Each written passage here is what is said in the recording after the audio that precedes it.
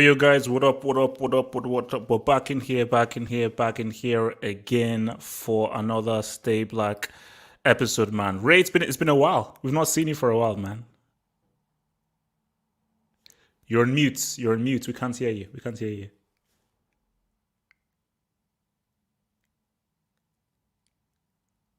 All right. Okay, so yeah, basically, while Ray sort of fixes the sound. So yeah, man, we are back in here again, doing our thing. For the whole Stay Black. Obviously, I'm sorry that it's been a while since we've done one of these, but because the Champions League has sort of changed its schedule, and those are happening on Tuesdays and Wednesdays, it's been very difficult. So, Ray, is your mic working now? I don't know. Is it? Cool. We got you, man. We got you, man. We got you. I was saying S- it's been a while. I had warrants. They're cleared now. I'm good. cool. Gotta watch those warrants, man. Gotta watch those warrants. What's up, look, Ray? Hey, what's yeah, up? man. I'm sure Trump has a few warrants himself, man. So yeah, we're definitely going to get into that Donald weirdo, man. Because we've not done this for about 2-3 weeks now. So basically, we're going to look at COVID vaccine. Going to look at the whole status with Trump and his whole election thing, and also want to get your thoughts on men wearing dresses. And just get your views towards it because I want to just also really cover much more wide ranging topics. I want to get your thoughts on that. But I think there's only one place to start here. And I think this is pretty much the biggest global news, which is the COVID vaccine, And when the vaccine was sort of announced, it was sort of like, it's weird though. You would think that, once they announced the COVID vaccine, like, oh my gosh, this freaking nightmare, this 2020 nightmare, it's over. We cannot get back to normal and it's all good. But the moment they even announced it, I was like, really? Like in the same year, get the vaccine and we take the vaccine and hey, everything now goes back to normal. And they're just doing the research and everything. You're thinking to yourself, okay, you found out about this cure in the same year. And in the same year, you find a vaccine. And then you realize that, okay, how much testing has been done? Because what I like about this is that even before doing this, I want to see both points of view. Because I was watching a video where two people had totally opposite points of view. One person said, there's no way I'm taking the vaccine. Hell no. I'm not going to put that into my body. Another guy said, no, I am taking the vaccine and I'm going to be the first person to take that vaccine 100%. I think it's good to look at both sides. Hence why when we're having this discussion, I don't want us to force it to be like, do this because someone sends me a message on Instagram say, okay, what do you think about the vaccine? And I was like, look, I have my thoughts on it. All I can tell you to do is do your research, then make your decision. Just do your research and make your decision. But I can't tell you what you should do because I'm not a scientist. I'm just going to make my decision based on me doing my research and for my own personal reasons.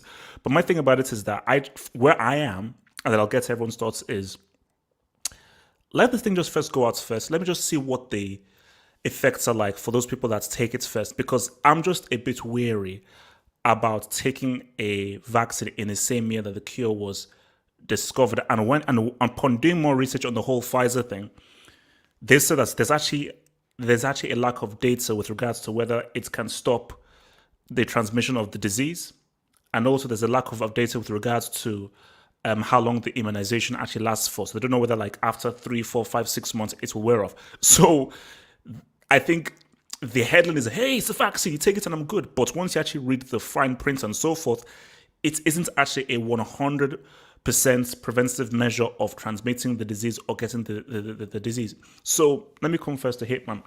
Vaccine, where are you at with the vaccine? Are you taking it? Are you not taking it? Where are you at? I don't think I have a choice because I'm in the military, man. Ah, Like as soon as they off, because pretty much what the Department of Defense, U.S. Department of Defense put out is that you will take it as soon as it's authorized by the FDA.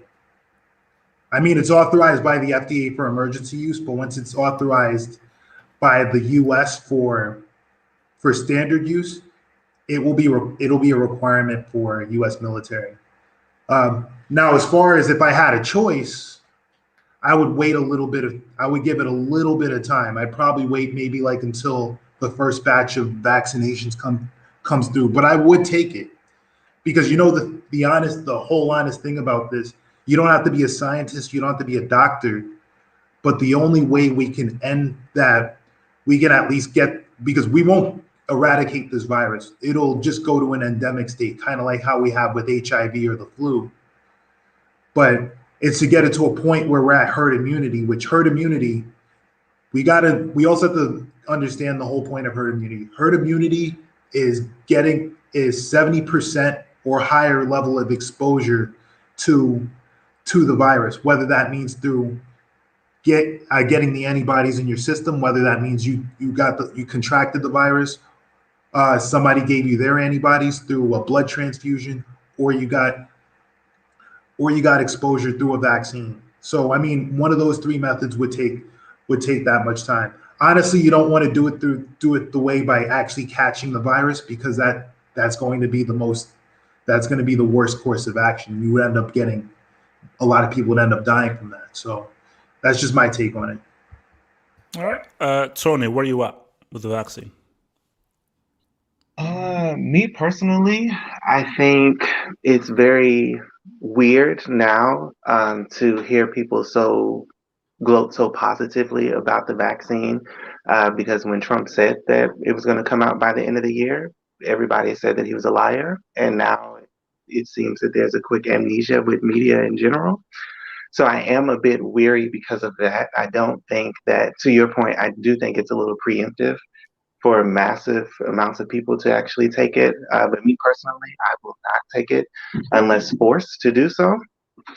And I think it's more so because I get that it is contagious, but I'm not exactly convinced that the amount of fatalities related to it or related to contracting it are as astronomical as some may take it. Like, I get it, like some people who have very bad reactions to it, it can be, for the worst, but the people that I know seem to be more so asymptomatic, and I'm not sure if it's just because of age range or however, but I'm personally comfortable not taking it. Corey, where you at with this vaccine thing? Hey guys, yeah. So I don't know. I'm like it's like Sam. Like first I like to see it vetted and to see how first responders and that first and second wave of people who get it, how they respond. Eventually, I'm going to have to take it. I think everybody's going to have to take it eventually. So I mean, it's not like I can just sit on this for forever. But for example, I think Qantas started giving people saying that anybody who flies has to have a vaccine and everything, and I think other airlines are going to start following suit. So everybody's going to take it eventually. I mean, you can't really not take it, but so I will eventually take it, and I hope it. From what I understand, it's just a variation of the flu.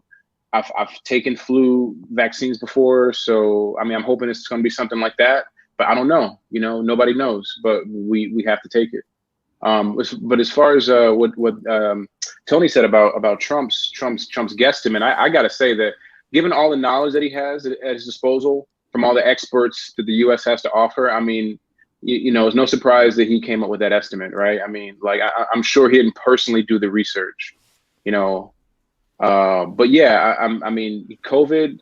To add a little side note to this, I think this COVID thing will do serious damage to China's reputation. I don't know if anybody said that yet or will say that today, but it's going to do serious damage to China's reputation right now, and it might be the beginning of the end for this era that they've been enjoying right now. So, yeah. Okay. So because the whole notion has been like China's going to pretty much be the next when sort of the American empire sort of goes down. China's going to pretty much be the next. China's lost a lot of confidence with this whole fiasco thing, I think, and it's gonna definitely, they're not going to come away unscathed from this. They still have investments all over the world. They have bases in Africa. They have countries in Latin America locked into these contracts that will pretty much guarantee that China will get some of their land. So they still have that, but I'm saying like the confidence from banking and business and stuff like that, that's gonna I think that's where we're gonna see that go away. All right, Ray, where you at with this whole vaccine thing? Yeah, kind of similar to Sam. I'm not gonna be running first in line to get it, but yeah, I'll be getting it. Yeah. The rest of it, I try to avoid all the hocus pocus magic. I find the less PhDs in the room, the crazier the story gets. So I try to avoid those rooms. All right, okay. Actually, I want to expand upon that afterwards. But MB, what about you? Where do you stand with the whole vaccine thing? Same deal. Uh, I'm going to wait till they get the bugs out. It's like buying a new Chevy. You don't buy it the first year of a new Corvette. Hmm. You wait and see. You wait till they do the shakedown, and then you buy 3 years in when they give all the upgrades. So, You wait for Sam to buy, yep, and you let you him let Sam go through all that with the first car. Then you buy the basically. second iteration. I'm literally the second, like in terms of order, I'll probably be in the second or third because it's like first right now the emergency is first responders and Mm. the elderly. The second's gonna literally be is gonna be high level government officials in the military, and then it's gonna be the general public. And Oh, that rank is going to come in handy, homie. no, They it's should have. not. They should have just. They should have just told Sam it was made by Audi. He'd run up first, get it Oh first. no, I meant that rank is going to come in handy for the rest of us, not for you, homie. Okay. So let me ask you guys this then. I've just been looking. Well, so it's a combination of messages from my family, watching different things online on TV and everything. This notion of the government versus black people, and a lot of black people feeling that why should we take a vaccine when we know what the government could do to us? Theories of depopulation, theories of they're going to try and use this vaccine to try to harm the black community specifically. So you would be stupid as a black man trying to take something fully administered by the government. Meh. So no, I'll let you guys. So because again, like I just want you from that point of view, where do you stand on that with the facts of specifically of black people as a whole, in relation to a vaccine made by the government? Do you buy into those? They want them conspiracy theories, or do you think that's just bogus stuff? Hitman. I'm not buying into conspiracy theories on this one because this is public health. I mean, this is affecting everybody. The only reason it's affecting us more than because, as we know, because I mean, you remember I posted the whole thing that it's affected more black people in the U.S. and more black people in the U.K. Because and the common denominator there is economics. I mean, poverty pre-exist. I mean, which poverty preconditions you for pre-existing conditions as far as taking it, I mean, this is going to be we're getting the same vaccine everybody else is getting, and they're not forcing it, and no government is forcing anybody to take it at this moment. It's just a matter of right now peer pressure. Like, are you going to take it or not? Are you going to take it or are you not going to take it? That's really what it comes down to. And a lot of people have distrust because I mean, a lot of people in a lot of black communities don't trust it because of a lot of historical pretext. I mean, you probably read the stuff about the Tuskegee experiments, which they tested syphilis on black people, and then and even other stuff which wasn't exactly particularly on black people, MK Ultra, where they tested drugs in the military, stuff like that. I mean, that gets into more conspiracy theory stuff. I don't really want to go down that route, but pretty much, I mean, there's people who have distrust. I mean, it's the government. I mean, government offering help. I mean, usually makes people turn away.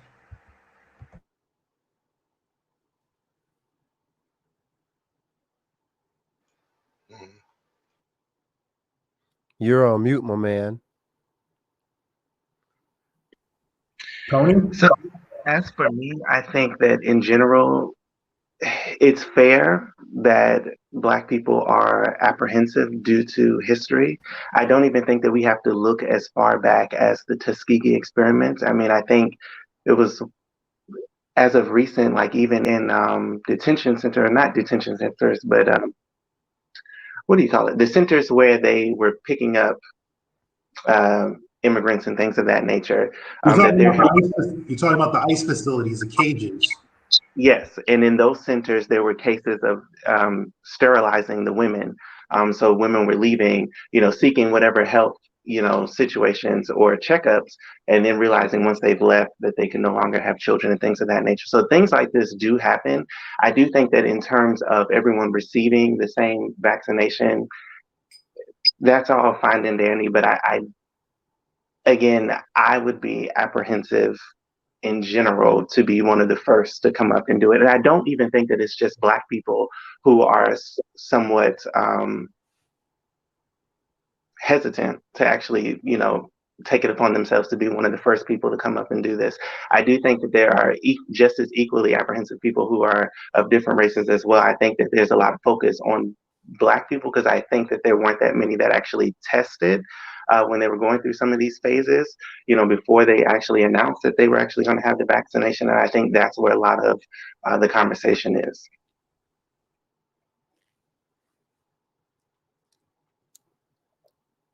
HH, you're muted. Yeah, I'm not me. So Corey. Hey, yeah, no problem. Yeah, I'm like everybody else. I would definitely be apprehensive about it. But Tony made a good point. Like, I think that I would like to see the data explained to people who maybe don't understand it before they get the shot, and in a way that they can understand. The fact that there weren't that many Black people tested, and the Black people who were tested, these were their specific symptoms, and this is how many of them got that symptom. I would like to see the data maybe explained more to people before they get the shot, and not just. I mean, I understand we're trying to rush the needle in the arms and everything like that, but people are obviously they don't know what to expect. They're kind of scared, right? I think the Tuskegee experiments are nothing like this. It's very different, completely different kind of setup. I can understand the logic behind the fear and distrust and all that.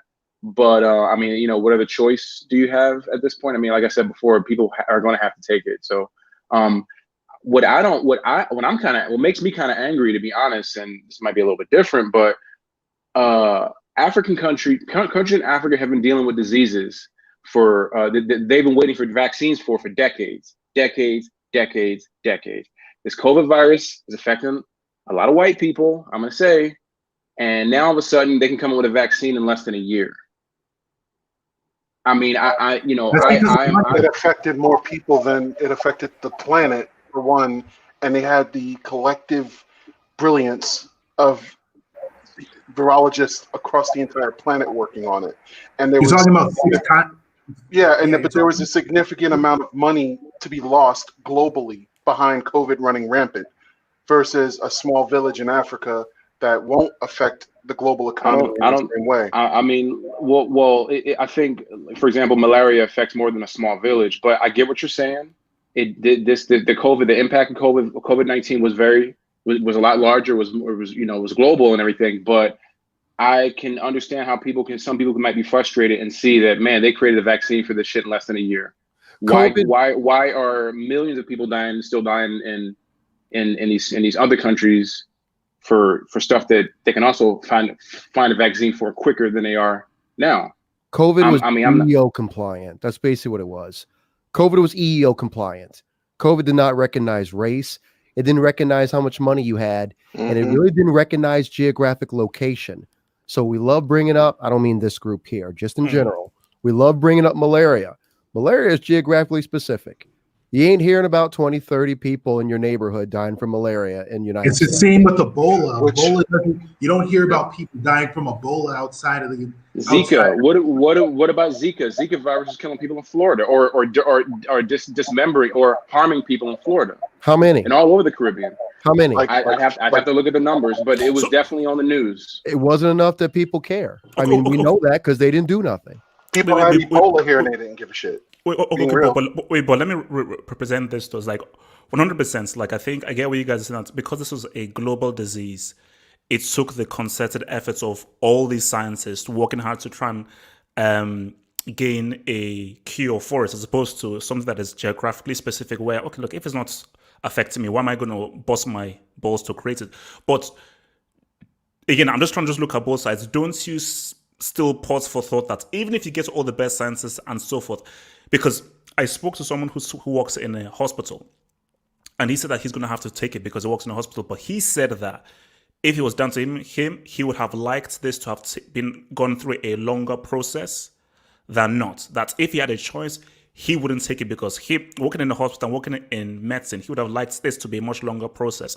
So does that give you pause for that, or you still feel that because this was such a global disease, it makes sense that every single scientist and with all the expertise came through. I would say who it affected mattered a lot more than how many people it affected. You're absolutely. But here's the thing: you're absolutely right about that. He's absolutely right about that. But the other thing you have to figure as well is that because it affected the top people up in the top. I mean, like the elites as well as the middle class of a lot of these places, businesses and whatnot. When a disease hits your pockets at an extreme level, you're going to make sure that you can get everything back open for business. Do you guys remember what it took for AIDS to be mentioned on television? It was almost a decade. It took for gay white men to get. I mean, for straight white men. It took when it jumped into the regular. I'm doing air quotes. Regular blood pool and started killing wealthy to-do people. Famous people too. Famous people. It started killing fuckers in Hollywood before they acknowledged that it wasn't quote unquote gay AIDS. I mean, gay cancer is what they called it. So it was called GRID. That's what it originally was called, GRID. Yeah, and they knew about it so here's the thing: people think, oh man, they came out with a vaccine for COVID in a year. No, China's been dealing with this shit on the DL for a bit. It's because Trump admitted that he had a conversation with Xi about this shit to Woodward. He said that that the president of fucking China told him it was airborne back in January. China had been doing a lot, but they were trying to keep it quiet before it ran amok. But the point about it is China had basically was like, oh hey, we stumbled upon all this research, like months and months and months worth of research that every other scientist on the world piggybacked. They cracked the genome for this thing in 4 months. That's unprecedented. But it wasn't because they didn't. They had a good starting point. They had a good starting point from all the information from China. I mean, the whole thing about the genome, though, to actually get into that, when you look at the science on this, they've had all this research for over 20 years, and it's because they've been doing research on other coronaviruses, SARS-CoV-1 or SARS, MERS, which these all have happened between 2000 to now. And so in the East, they've had preparation for this before. And some of these vaccines that they've been giving throughout the world basically been derivatives of vaccines for SARS-CoV-1 as well as other ones. Wait, actually, real quick. So what's the response that says? It says U.S. governments have made Pfizer and Moderna immune to being sued. Why would they do that? Ray, your response to that? My guess, I'm not a lawyer. They are pressured to come up with a solution, and they are private firms. So it's like, okay, we're not doing it the way we would want to do it. Because think about it, Pfizer and Moderna, they want to protect their money. They're not looking to go rush something out. They have no vested interest. I mean, it's just them. They can just make it in an unofficial agreement and say, let's take our time, 2-3 years. The people left alive, we then charge the highest price. This is the government saying, hey, we want what you got. Push through. So they're saying, hey, we want some indemnification here because we're not moving at our pace, we're moving at your pace. So I don't see that unreasonable. If I was Pfizer or Moderna, I'd want the same damn thing. Unless we're going to claim that Pfizer and Moderna are also in with the whole Illuminati hoax people, and they're all tied into it too. So, yeah, I think that makes absolute sense. That's the other thing too. I mean, somebody actually bring up what Captain Levi's page brought at the bottom, like his comment on protection from getting, because that comment is exactly what it is. There could be hundreds of thousands of people that get this vaccine. If only one of them has side effects, that person's going to want put litigation through, and that and that could potentially stop the flow of a vaccine. Yeah, just one group of people. Yeah, despite the average Facebook scientist hero who hates scientists, but the cat who watched YouTube, so he's smarter than everybody. Despite him claiming that scientists always claim they're 100% correct, that's actually not the case. Nope. Even when you're talking about aspirin, they say that aspirin can harm a certain number of people. So with this coming out, yeah, if I was a big ass firm, I'd be looking for some protection too. Now, whether the government gives it to me or not, that's a whole nother story, but I would at least ask. Well, no, I mean, basically, my thing is that because my undergraduate bachelor's was in history and philosophy of science and science communication. I think the hallmark of science is to test. Science will never put anything out until it's been rigorously tested. So my mind is surely they cannot bring out something if they haven't gone through true extensive testing. And which is why I just say to guys like, it's really at the end of the day about doing your research, and again, it's not just doing research that agrees with what you want to agree with. It's actually doing research looking at both sides, I don't know, man. I'm pro science, but science makes mistakes all the time. Humans make mistakes all the time. So again, I'm pro science, but I'm not mad at anyone who says I don't blindly do what someone tells me to because they're wearing a white coat. I don't find that offensive at all. But the conspiracy cats, that's a whole nother angle. But science is not it's not perfection. It's not human perfection. So I hesitate when you make the comment that because it's science, we can guarantee they did things the way they. No, nothing is a guarantee. No, I think it's just like it's respecting the profession to rigorously test a proposition. Because again, like what we learn in history, philosophy, science is that once you make a proposition or something, everyone falsifies. How much can we falsify? And if it goes through all different falsifications, then boom, we can now put this theory as now a fact you can now put forth. So another. Yeah, go ahead. No.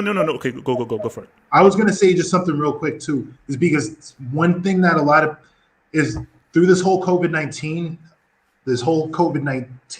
pandemic in the States.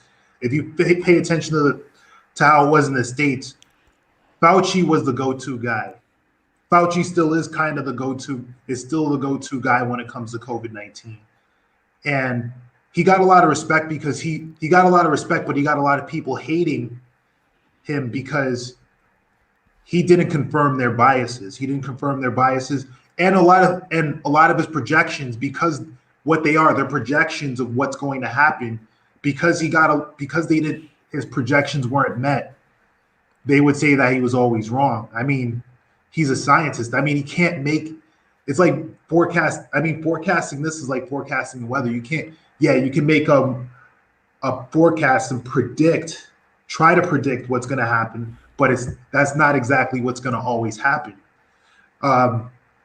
And all these people talking about this is a ploy or this is a conspiracy theory. There's like a lot of Americans who say this is a conspiracy theory and they're just politicizing it. They're politicizing putting on a fucking mask. Excuse my language, but putting on a mask. I mean, we shouldn't be politicizing a lot of this. I get the whole point of like. Actually, but quickly on that point, Dan, that's the point I want to go on. Why do you think there is such a split amongst people that there are still a sizable amount of people that don't trust science and don't trust scientists and see science as no, you're just the puppets of the government? Because you'd think in a utopia or a perfect world, government is there, science there, and scientists are literally, they're the reason why we have the healthcare and different things to really help us. So why do you think there is this massive distrust from science? Let me confess to Tony on this. Tony. Honestly, I'm not really sure that it's as simple or as simplistic as they don't necessarily trust science. I will say, as a lot of us keep saying, like, we're not lawyers and scientists, and I don't think that the average person has the tenacity to even study it, really. I think more people are in a circumstance of disparity and whatnot. And I think that those who are in positions of authority right now, it's a little difficult for them to trust anybody telling them what to do when they vote people in or pay taxes in hopes that people will be smart enough to figure out the economy and things of that nature. And when people don't see those immediate effects upon their lives, their day to day, it's a little hard for them to swallow, forcing them to believe that you actually care about their health when you don't necessarily seem to care about their financial well-being or their household, especially those who are in poverty and live near like chemical plants and things of that nature. It's, again, that much more difficult to believe that the government would care enough if you're living in the circumstance that you're living in. And again, I really don't think that it's as simple as they just hate science or don't understand science and things. I do think to an extent they don't understand science, but for the most part, I think it's listening to people who are in positions of authority, who are extremely wealthy, telling them what to do, but then in turn not essentially doing their job elsewhere. Okay, so just last thing before I sort of round this off. So look, the thing is, so the vaccine is here. So again, I want to go around the room. We're now coming into 2021. 2020 has been rough, but the vaccine is here. So what do you think 2021 looks like? So I'll kick things off. I think the vaccine might help somewhat, but I think someone sort of already mentioned this already. We're living in a new world. Like, this is a new world right now. There is not going to be a situation where, hey, it's COVID free. So whether that means the death of cinemas, whether that means restructuring public spaces and so forth, the total death of specific industries and the rise of specific online internet media companies, it is what it is. But I do think that 2020 is a point in life where things completely changed. Totally changed. And the way in which we live our life totally changed. So I don't think that there's a notion of, basically, because I watched, what's it called? Outbreak with, I forgot, what's the name of the actor? I forgot it again. Basically, Morgan Freeman. Thank you, Dustin Hoffman. It ain't that where they found the cure, they gave it to one guy, and suddenly everybody was no. It's not going to be like that. So I do see it. So I think that this is going to be a case of where we're going to have to continue to deal with it, and maybe there may be even like an upgrade of these vaccines. But COVID is here to stay. In what form it would be and how it will change things in totality, I have no specific idea. But I don't think we're going to see a world where, we're never going to go back to normal. What the world was before March 2020 is never happening. I think you. Okay, MB, go for it. MB. I think you missed. So I think everyone's missing kind of the writing on the wall, and Ray kind of hinted at that with, and Corey actually hinted at it too. So I know in my industry we're leaning toward, and I'm in freight forwarding and distribution, everything like that.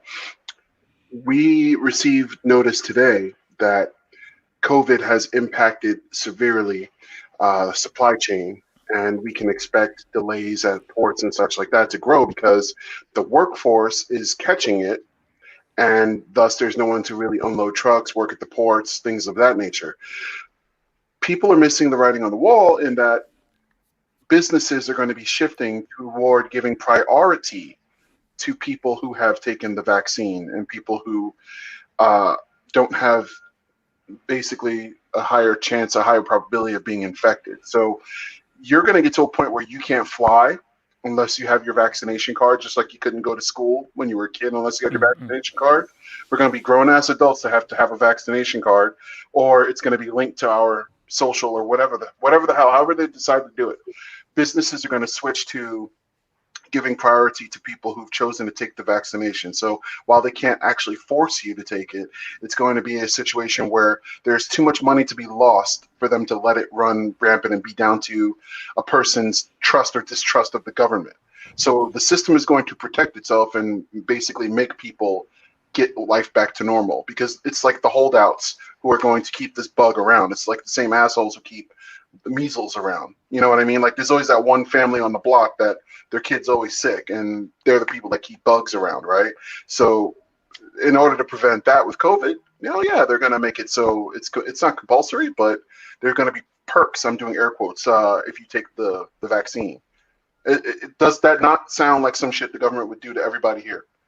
I mean, we know it's coming.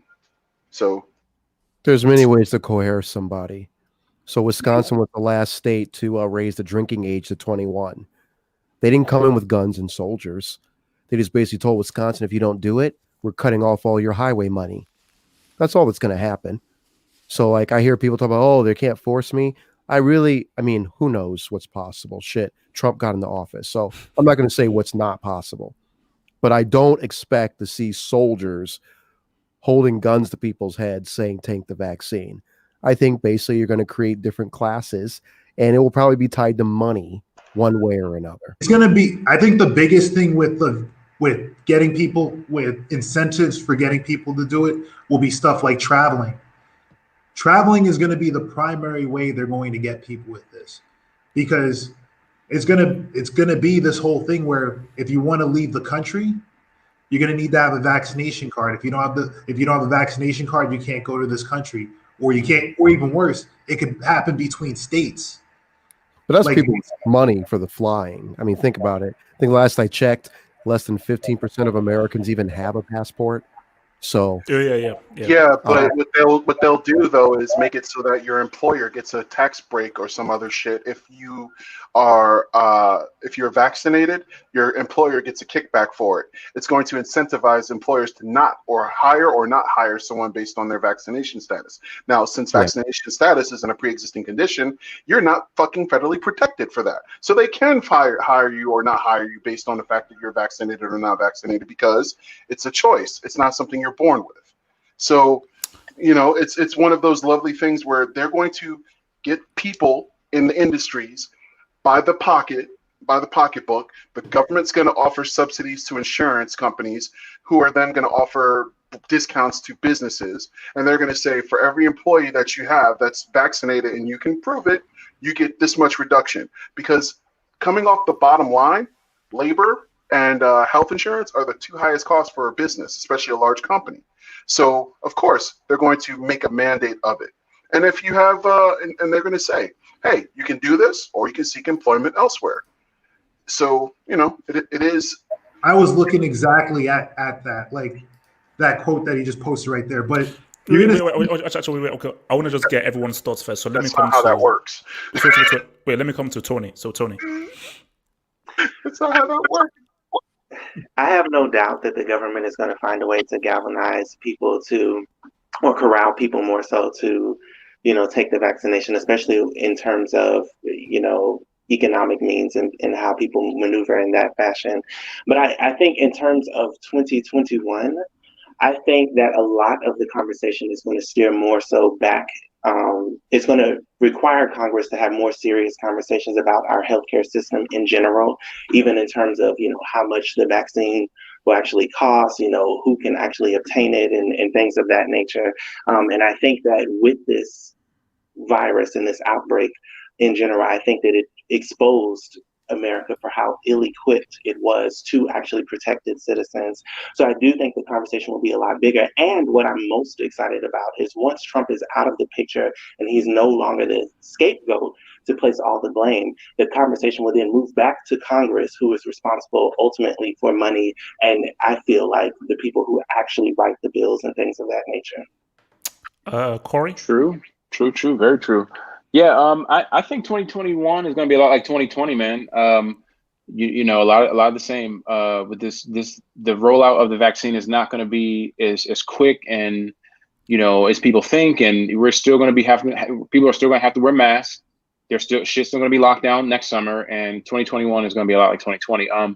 I will tell you that if the job situation keeps getting bad, you know, businesses closing, people getting laid off, etc. You know, I think 2020 you're going to see a lot more people taking their frustrations out on the streets, not for BLM or anything like that, but just simply for people. You know, this whole classism thing is going to start getting worse if these businesses don't come back. Talking along the line of militias and like people who are like. No, I'm talking about regular people, man. Regular people who used to have jobs and don't have jobs anymore, and they can't pay their bills now, and they're for the first time collecting unemployment. For the first time, losing, you know, don't have health care. You know, maybe I losing think a we- home, maybe getting Hey, sick. Corey, I think we So, talked about yeah. this before. Like I was talking about like yeah, because there's been reports of like bread lines, and we haven't seen large amounts of bread lines in the U.S. since the Great Depression. Did you see the Which bread is- lines in Dallas for Thanksgiving? Man, That Yeah. shit was crazy. And the thing if they about don't it, if they don't bring them jobs back, that shit gonna get worse. yeah, but here's the thing. People, it's like that thing that I posted the other day, right? Where I pointed out the way that the country approaches protests and unrest when it's working class white folks is not exactly the same way that it handles it when it's white folks screaming for black rights or black folks screaming for black rights or against police brutality. That's why I posted that deal of Fox versus Fox that Trevor Noah put up, which is actually really good. But even beyond that, if you look at Staten Island and you look at the unrest in Staten Island behind that bar, the media is calling these guys working class heroes for fighting the government against shutdowns and such. The irony being, if they just shut down and honestly, if they just shut down for the shorter period, listen to what the scientists and everyone are saying about, hey, just don't leave your house for a week or two. It would go a lot further. The fact that people were like, fuck this, I'm a grown man, I'm gonna go outside if I want to. They get it, they spread it, and then they get online and say, oh, it wasn't that bad. Bitch, please, you were on oxygen in the hospital. I saw it. So it's like those people keep shit like this creeping around. It's been more painful in the US than it has had to be. Not because the virus is in and of itself that bad. It's more because we're not following the science. Like I literally have people on my Facebook page who even today say, I had it. It wasn't that bad. I don't think we need to shut down. And I'm like, okay, like what? You can't argue with those folks. They say, hey, my brother's cousin's next door neighbor's college roommate had it, and he was fine. And I'm yeah, like, no, because what I think is really weird, because I want to take a picture, is the amounts of people that still say, oh no, this is like a government hoax. They're using this to control the people. COVID-19 is not really real. This is just an excuse for them to keep us in. And I'm like, my guy, come on, really?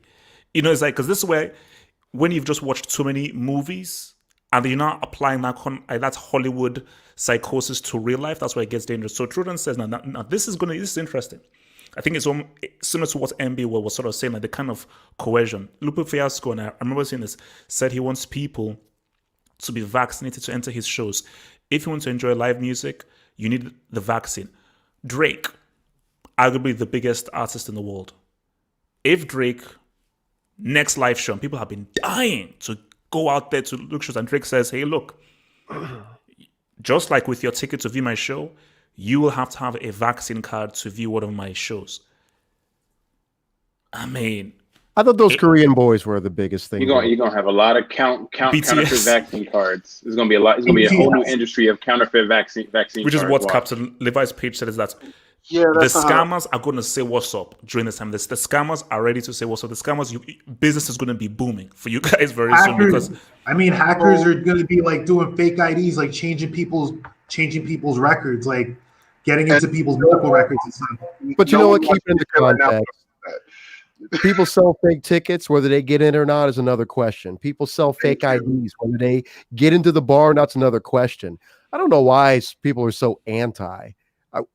Maybe I don't care to find out. Yeah, someone's selling fake IDs. Someone's selling scalp tickets. I'm also seeing someone bitch online about how they bought fake tickets and they didn't get in. So yeah, every time you build a better bank robber comes along. I still know more cats in jail than living life high on the hog after robbing and getting away. So yeah, do what you do. The thing with the government or the system, they only got to tap you once.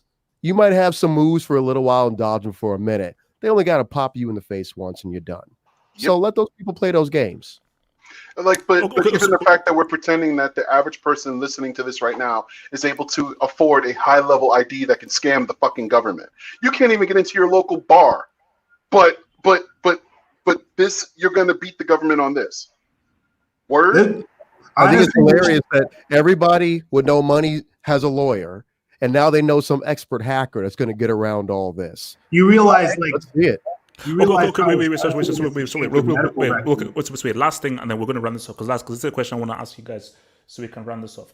So again, I was sort of doing this part of like my side work a bit, which is looking at the vaccine coming into America for a piece that I was doing for this company and everything. And then when I was just doing the research for it, so basically, these are basically different states have different procedures with regards to how they're going to roll out the vaccine and who gets the vaccine first. But what really interested me was how different states decided who will get the vaccine first. So in Kentucky and I think in Ohio, people in care homes, elderly people will get the vaccine first. But in New York, frontline workers and nurses are going to get the vaccine first. And what was interesting was in Colorado, they said that based on the research, the incarcerated have been most hardest hit by COVID. But the governor decided that, nah, I ain't giving it to the incarcerated first. I'm going to give it to the elderly first before I give it to the incarcerated, even though they've been hardest hit by COVID-19. So I want to just go around the room and then we can end this thing and move to the next topic. So, Hatesman, who do you think should deserve to get the vaccine first? Which group of people deserve the vaccine first? I would say the frontline workers. I mean, I know we say the elderly, but here's the deal: the elderly, yes, they're the highest risk. They're the ones that are going to most likely die from this. But the deal with them is that there's got to be people that take care of them. The healthcare workers are the ones that need to be protected the most because they're going to be the ones that take care of everybody else. So, I mean, if they're able to take care of everybody else, and they're able to protect themselves against the virus, they're the most important. The incarcerated, I mean, I know this sounds messed up, and I know there's guys who are wrongly in there for the wrong reasons, but to me, they're a low priority. I mean, and I get it, like there's guys in there who are wrongly in there for drug crimes and stuff like that, but yeah, I mean, to me, I would even put them below, the general public. Damn, dude, you failed the Joker's test hard. Okay, wait. Let me come to Tony. I get the reference. Let me come to Tony. So Tony, which group do you think deserves it first? I think ultimately it should just remain voluntary. I don't think that the government should be put in a position to sort of decide or pick and choose.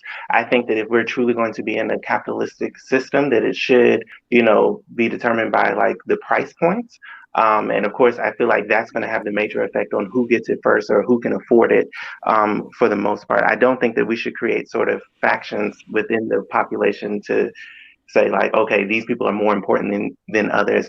I mean, if I had to choose based off of trends, I would say elderly go first since they seem to be the most affected and whatnot. But when it comes to much younger generations, I would hope that it would be more voluntary.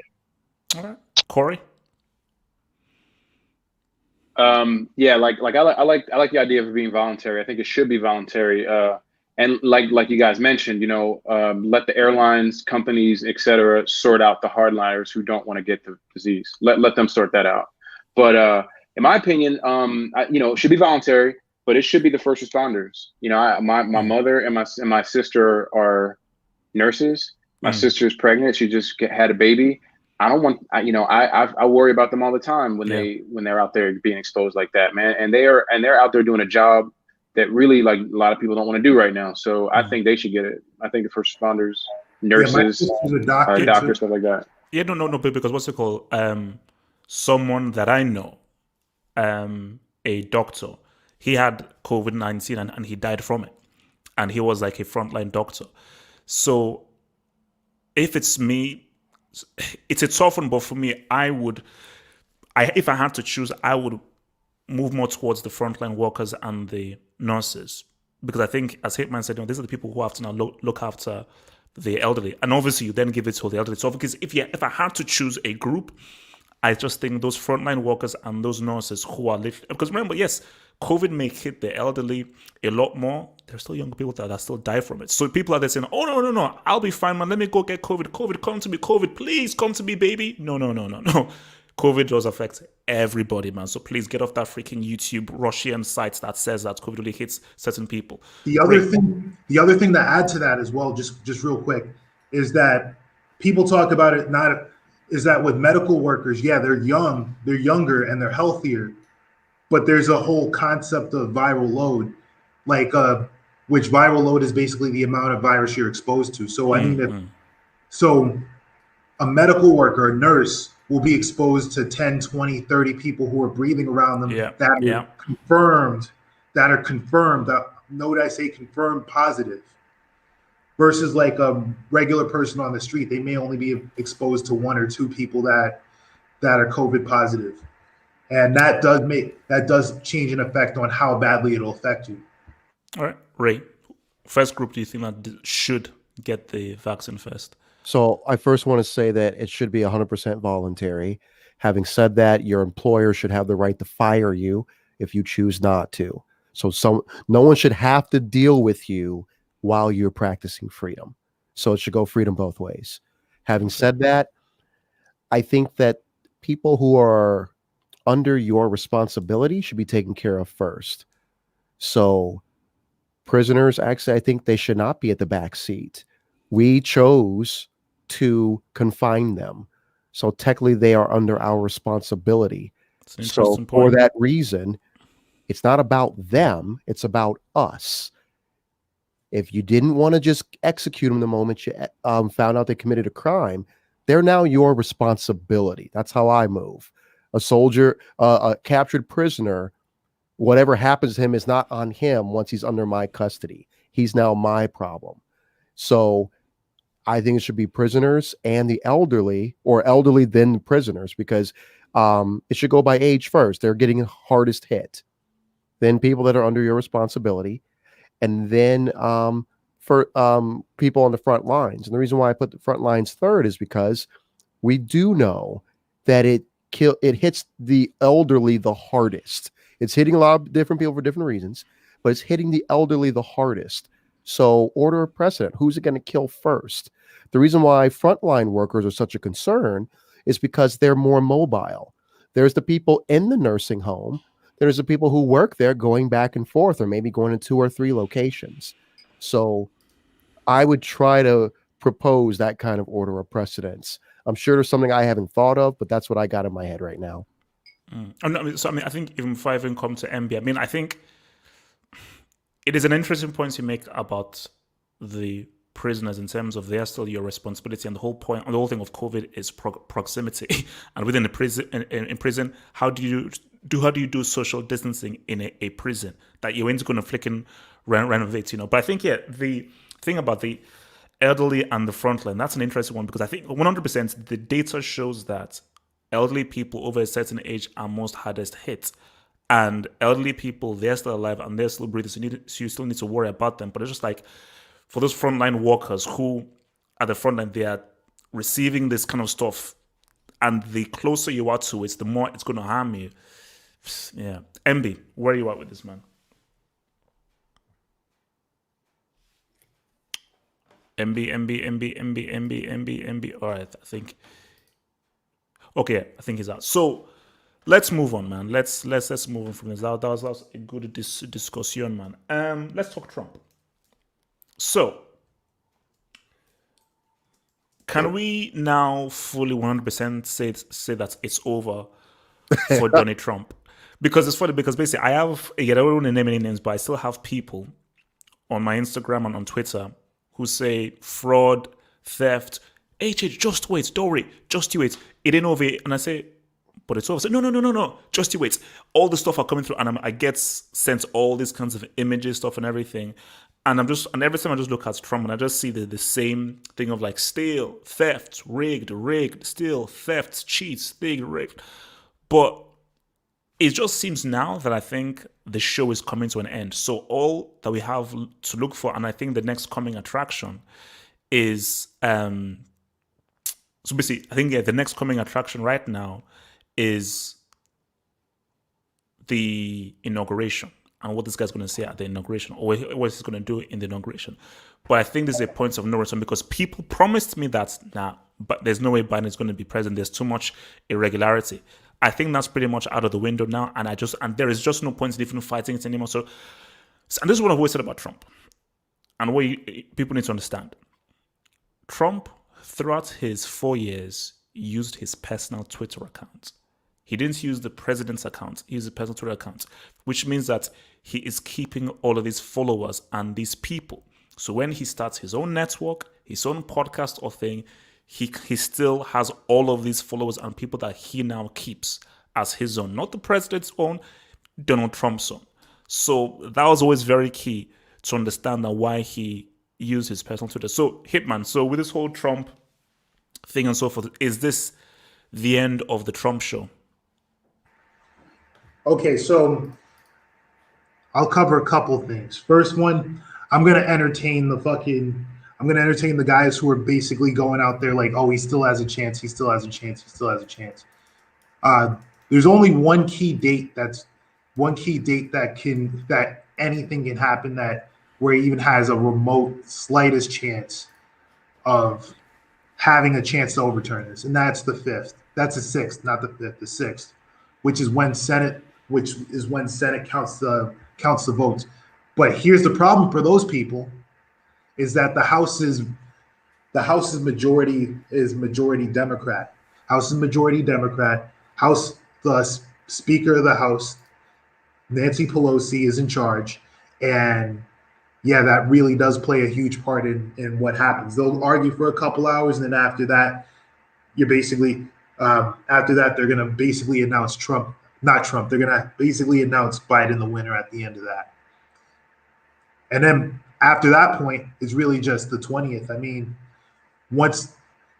and my prediction is this. I think that they're going to have a little squabble over at Congress. Over in the Senate. They're going to some of the Republicans there are going to try to play some bullshit, and then after that, it's going to end up basically turning into nothing. Biden wins, and then Trump is going to concede the night that happens, or he's just going to get escorted out of the White House on Inauguration Day, or leave on his own accord on Inauguration Day. As far as, but yeah, covering the whole election, it's over. As far as Trump though, he's not over. I think he'll get banned from Twitter because he'll say something controversial like on the 21st. That'll permanently ban him from Twitter. He'll have all his people on Parler. But one of the big reasons why they kept Trump, why the GOP was so intent on keeping Trump is because the big thing about Trump was that Trump brought a lot of people that wouldn't be traditional Republicans over to the GOP. And a lot of the Trumpism that he had pretty much gave them the gusto that they haven't had in the past couple of years. I mean, they lost a lot of gusto when back after the Bush years, and a lot of people started moving more left. But it's going to be interesting because I mean, Trump's endorsement for Republicans while his legacy may not be seen as great for like a lot of for historians in general, it'll be seen great for conservatives. All right. Tony, is it over for Trump? In general, for this election, yes. I think now that the Electoral College has done what it's needed to solidify Biden's presidency, yes, I think it's a good call as far as like the next presidency, sure. But in terms of, is it the end of Trump as a personality and his effect on the Republican Party? I don't think that that's the case. I think that ultimately, in my opinion, I think that after Bush's presidency, the country as a whole felt a certain type of way. Of course, Bush was able to, make people feel more patriotic because of the Iraq war and all of that. But I think that people's general disappointment in him and his lack of ability to sort of, I think some of the things that we attribute to Trump now, as far as like the way he speaks and the way that he sort of, captures races and things of that nature, those are things that we attributed to Bush. And I think that at that time, a lot of people were sort of like in a sullen place, and that's why Obama was able to come in the way that he was, and make people more enamored with him. Besides the fact that he came with a sort of identity politics of being Black in general and making the country feel good and not as racist or not as problematic. But I think that now, what Obama is to the Democratic Party, Trump will be to the Republican Party, because I think that the Republican Party was on a downslope, but Trump has been able to sort of popularize, to Hitman's point, it has been able to popularize how people see the Republicans. And it's not just, Dry Bush or like, I don't know, any other Mitch McConnell, people that people are not necessarily excited about. Exactly excited about. I think that Trump has a way, even though he is much older, I think that his audience is a lot broader in terms of like young people, old people, and all of that. I do think that it has a lot to do with the economy and things of that nature. And of course, when people are in despair, they result to whatever they need to do.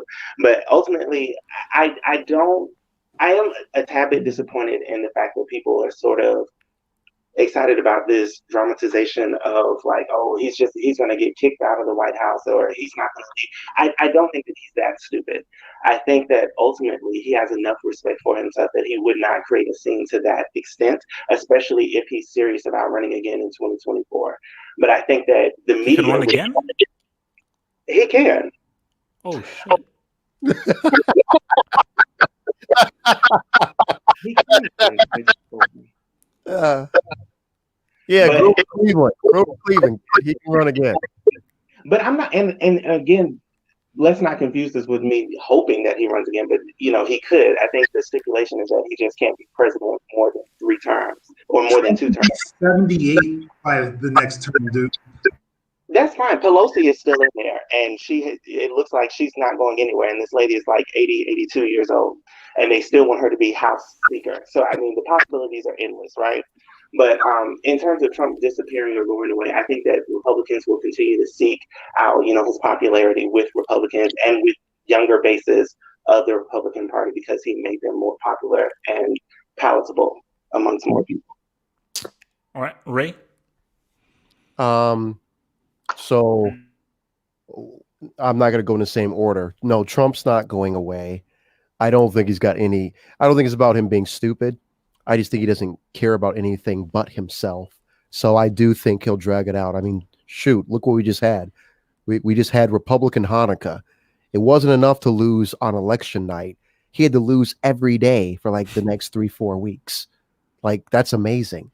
So yeah, I don't think he's going to go out easy. I don't think he's going to find anything resembling self-respect anytime soon. I think he's going to continue on. I think he's a very powerful figure, so you got to give him that respect. He'll continue on controlling the Republican Party. I don't know what that will look like exactly. Yes, he can legally run again in 2024.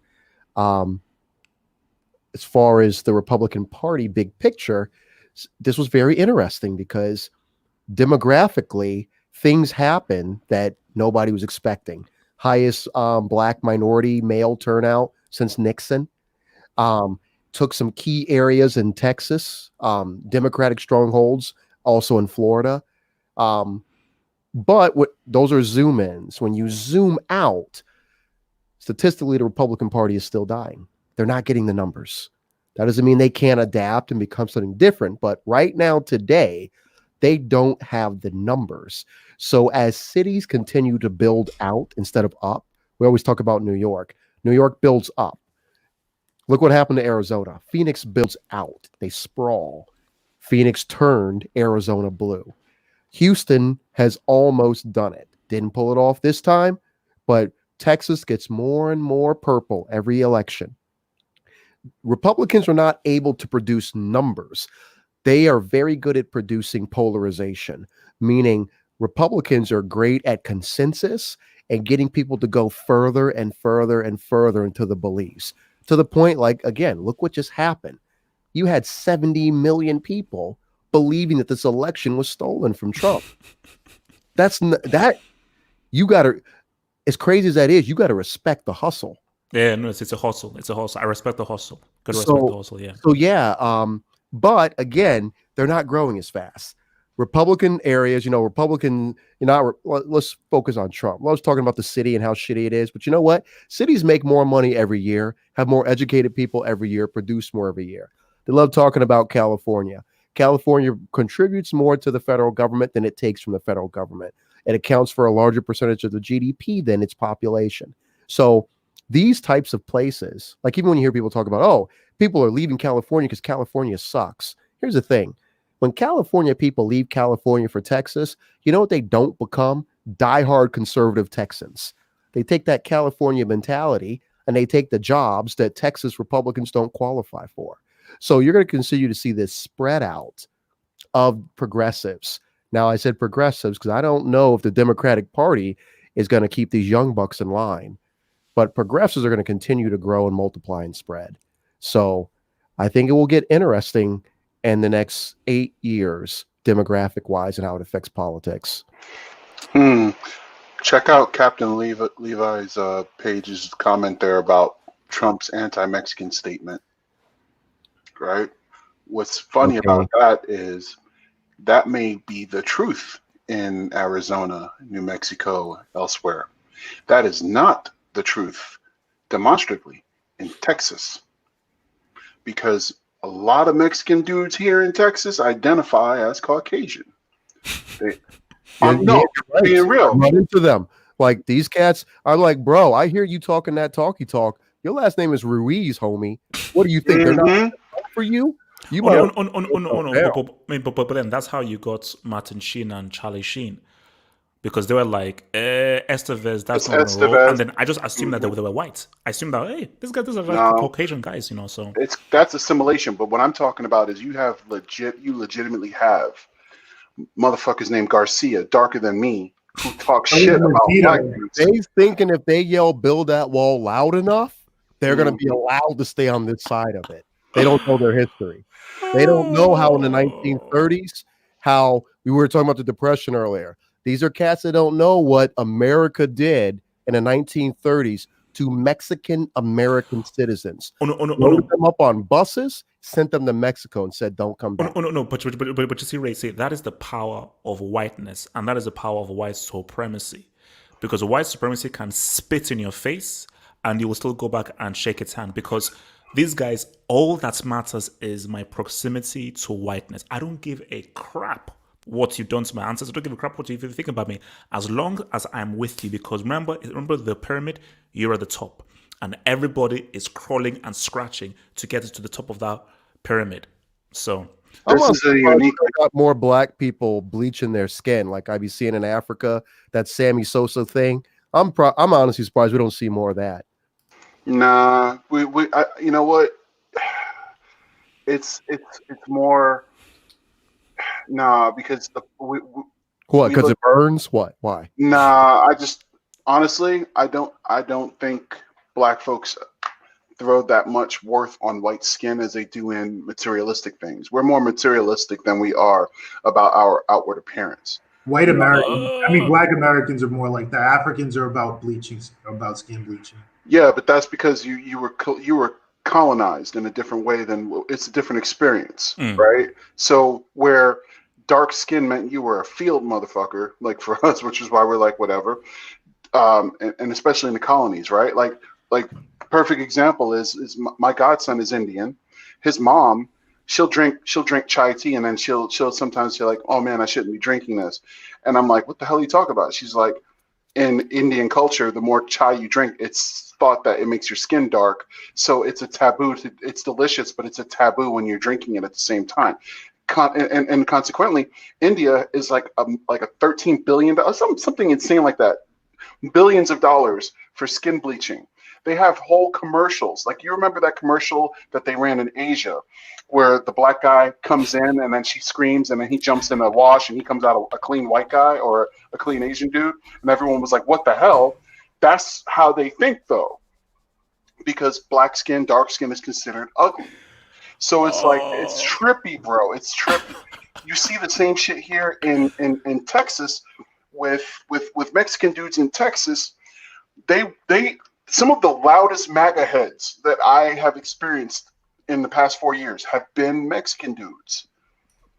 and they're like, oh, they don't speak a lick of Spanish. They all have, they don't speak a lick of Spanish, and their last name is like fucking Garcia, but they don't go by Carlito, which is their real name. They go by Charles or some other shit like that, whitewashing their name, or they don't go by oh hey, my name is Herman. Oh, yeah, and also what you find as well. What you find as well is that those guys are the most racist. It is those guys in the middle who are desperate for whiteness. These guys will spit, step on, and completely piss on black people.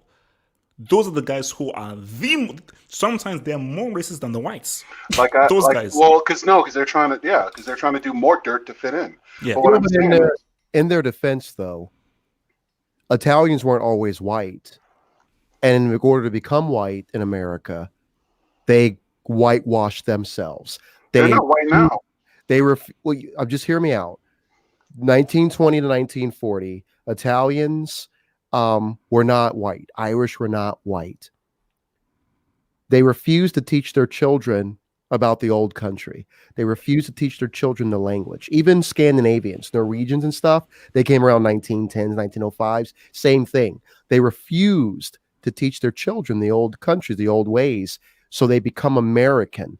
So in an odd way, I understand, because I understand why they try to get black folks to give up who they are, because the majority of them did it. Don't get me wrong. Yes, I can see my police force during the parade wearing kilts. Yes, I can see that.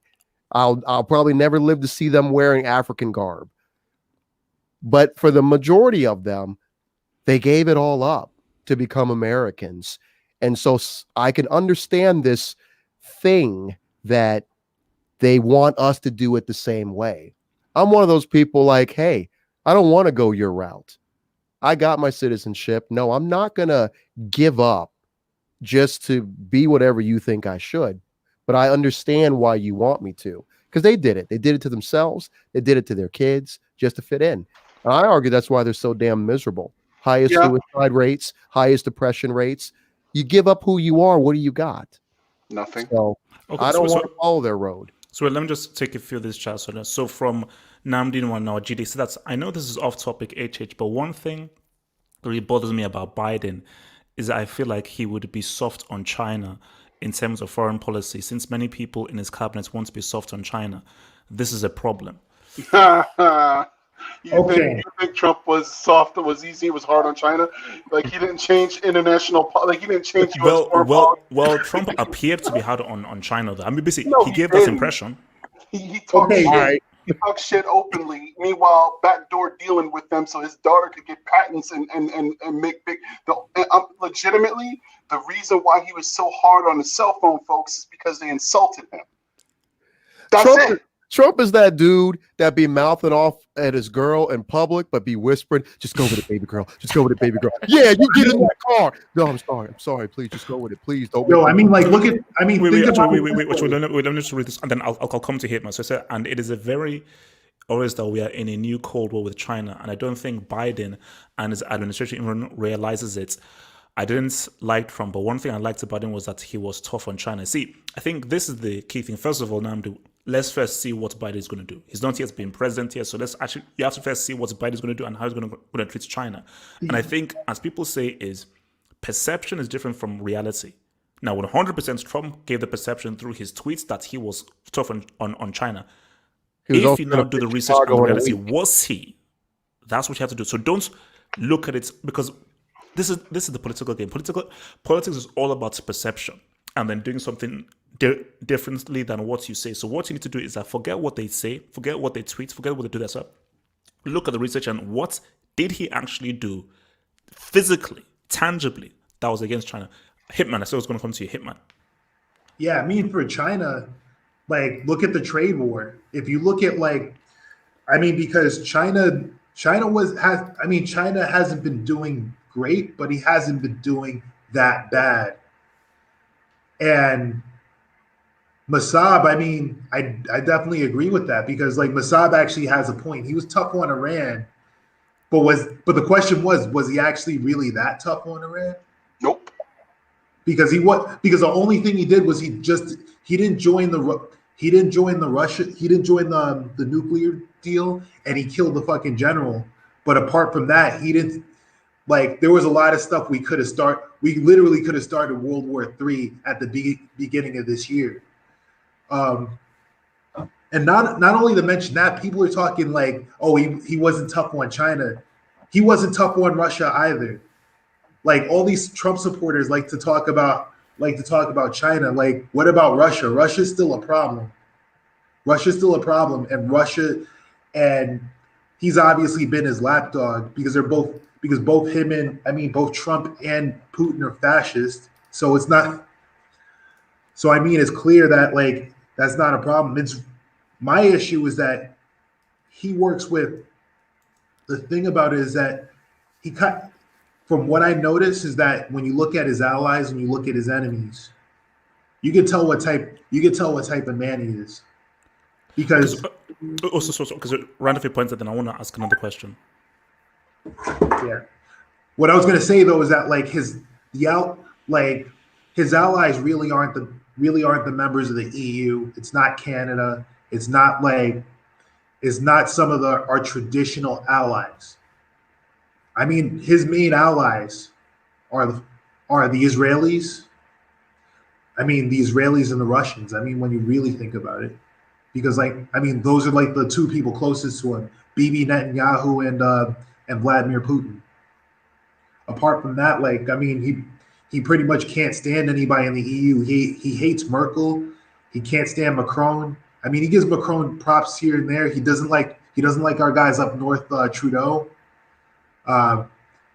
Johnson, he's all right with. Another guy he's cool with is Bolsonaro, but Bolsonaro's another fascist. Prime Minister of President of Brazil. But yeah, and yeah, even though he has a weird relationship with Kim Jong-un, it's not a completely negative one. So you get the idea of who he's okay with. Okay, so I want to ask you about this. I want to talk about actually, basically, now, if you're naming yourself and you want people sort of, we're like a group that we should be taken seriously, I think you should think long and hard when naming your group. Now, if you name yourself Proud Boys, is that supposed to put fear into someone? Are you supposed to be fearful of that? Because I'm sorry, that's a trash name. I'm just being pretty objective there. But calling yourself Proud Boys, I'm confused. Calling anything Proud Boys, I think, oh, maybe these are the good Boy Scouts kids or something. So we saw this massive thing, Washington, D.C., them, demonstrating a bit of a scuffle between them and the liberals and so forth. Well, Biden so supporters. So once Trump goes, and we've all talked about how Trump has sort of changed the dynamic of the Republican Party and sort of emboldened a lot of people in America who've never really seen somebody talk as brash or as direct as Trump has. So do you see a world in which I don't think a civil war is real, but do you see more serious clashes between the left and the right in America? And you see that's a lot more pronounced in a more tangible fashion going forward. Let me come to Tony on this. My first thought is that Biden he sort of tropes himself as this centrist in general, right? And I think that the major or the figureheads of the Democratic Party, Biden, Pelosi, Schumer, I think a lot of these people are more centric than they are far left. So I don't think that there would be any dramatic differences in terms of, people's votes. Like I don't think that those particular individuals would go for like a Medicare for all or depleting all of student debt and things of that nature, things that progressives deep on the police. Right. Like I don't think that they would essentially want that. Like I feel like on those terms they sort of coincide with how Republicans feel about that. So I do think that now we are starting to see more infighting in the Democratic Party. Those who are more far left versus those who are centric. And once they figure out how they want to maneuver and whether the progressives just turn around and create their own party or however they, move around, or if they just succumb to whatever Pelosi wants to do, I think that will be the deciding factor in how differential the Republican Party is from the Democratic Party.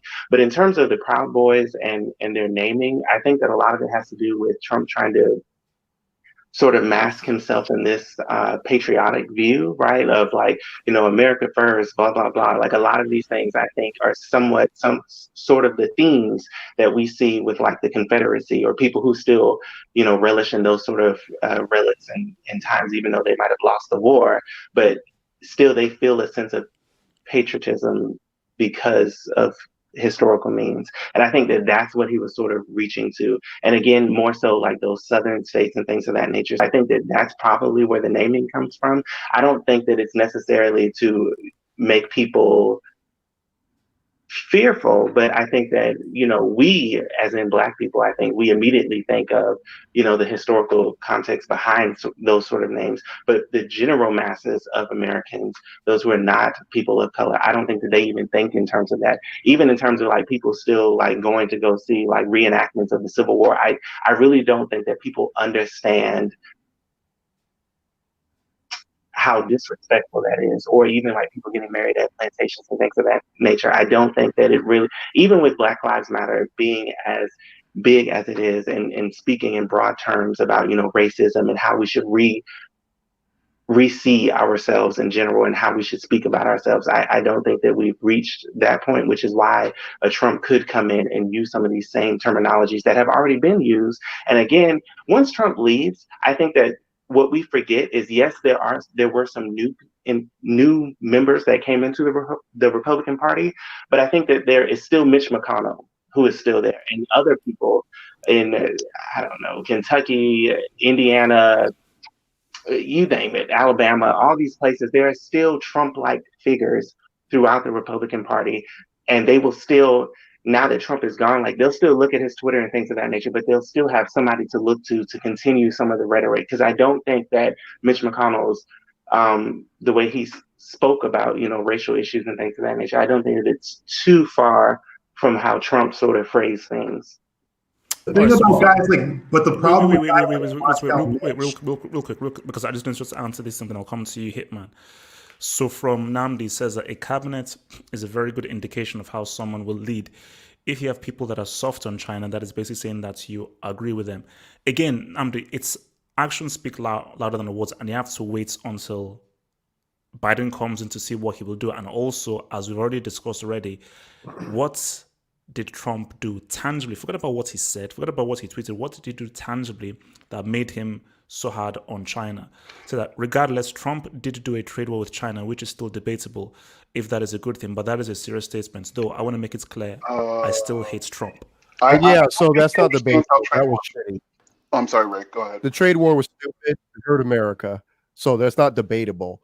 You just do the math. That was bad.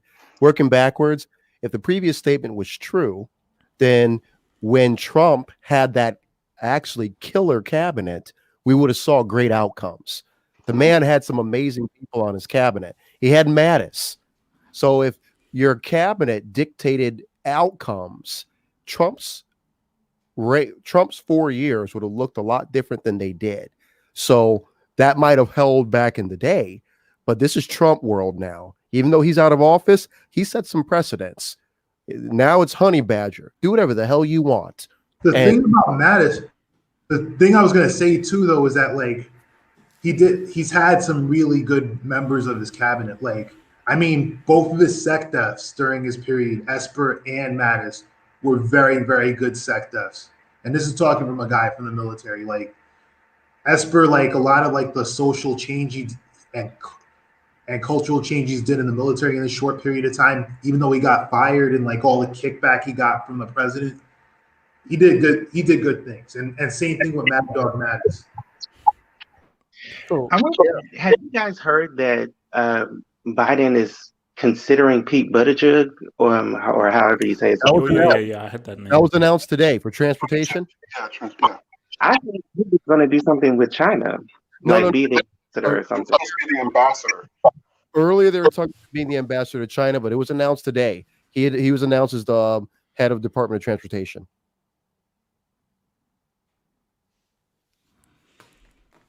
So, so what were I think Hitman? I think it was your goal for this question that we're on. Which question was that? So basically, so do you think that we're now going to be seeing a right versus left kind of war happening come 2021 when Biden is fully in charge, based on just how Trump sort of emboldened the right? I mean, you're already seeing that, and it's going to come in different forms. I mean, you're mostly seeing it on Twitter. I mean, Twitter or social media, but I mean, you're seeing people going into their echo chambers. I mean, the start of Parler. I mean, Parler's been around for a while, but Parler is actually getting popular with the right, and the right is figuring out all types of different sites and media stuff to go along with. One of the big things is that Trump was really trying to get to the point to really divide things by trying to throw in a complete removal and upheaval of Section 230, which protects a lot of these content creators. So that way it would be really hard for a content creator like YouTube or Facebook to remove anything. They could be subject to being sued. But yeah, we're gonna see that. We're gonna see that, and we're gonna see that on the streets, because like these groups like Proud Boys, yeah, they started in around 2017, but they're gonna be with us for a while. It's the same thing on the opposite end. Like the Black Bloc, Antifa, all those types, they're gonna be around for a while too. And we're gonna see that, and like pretty much anytime there's any type of social event or any type of political movement, you're going to see both of those groups going back and forth, fighting each other. And it's going to be a fucking disaster. Ray? Okay. Wait, you wanted to finish Hitman? Yeah, I was going to say, but and those ones, it's going to be to the point where sometimes Black Lives Matter got caught in the middle, but Black Lives Matter isn't going to get caught in. But if you look at the most recent clash between Antifa guys and Proud Boys, I mean, really, Black Lives Matter isn't really getting involved. That's just Antifa versus Proud Boys, and both of them are a bunch of gangs, man. Antifa is just a glorified gang. Ray? I think it will get worse before it gets better. To what extent? I think it will be dictated by the right. They are the minority group. While they are in positions of authority, they don't have the numbers, and they're the ones who are currently feeling like something's been taken from them. So both sides feel they've been done wrong. So you have the Antifa, you have the Black Lives Matter. They feel they've been denied something. They've never had access to it. Or if they're not talking about race, they're talking about money. It's the capitalists at the top, the people who own production. Notice they never talk about how those people got production. They act like they were born with it, but whatever. They're always talking about what they've been denied.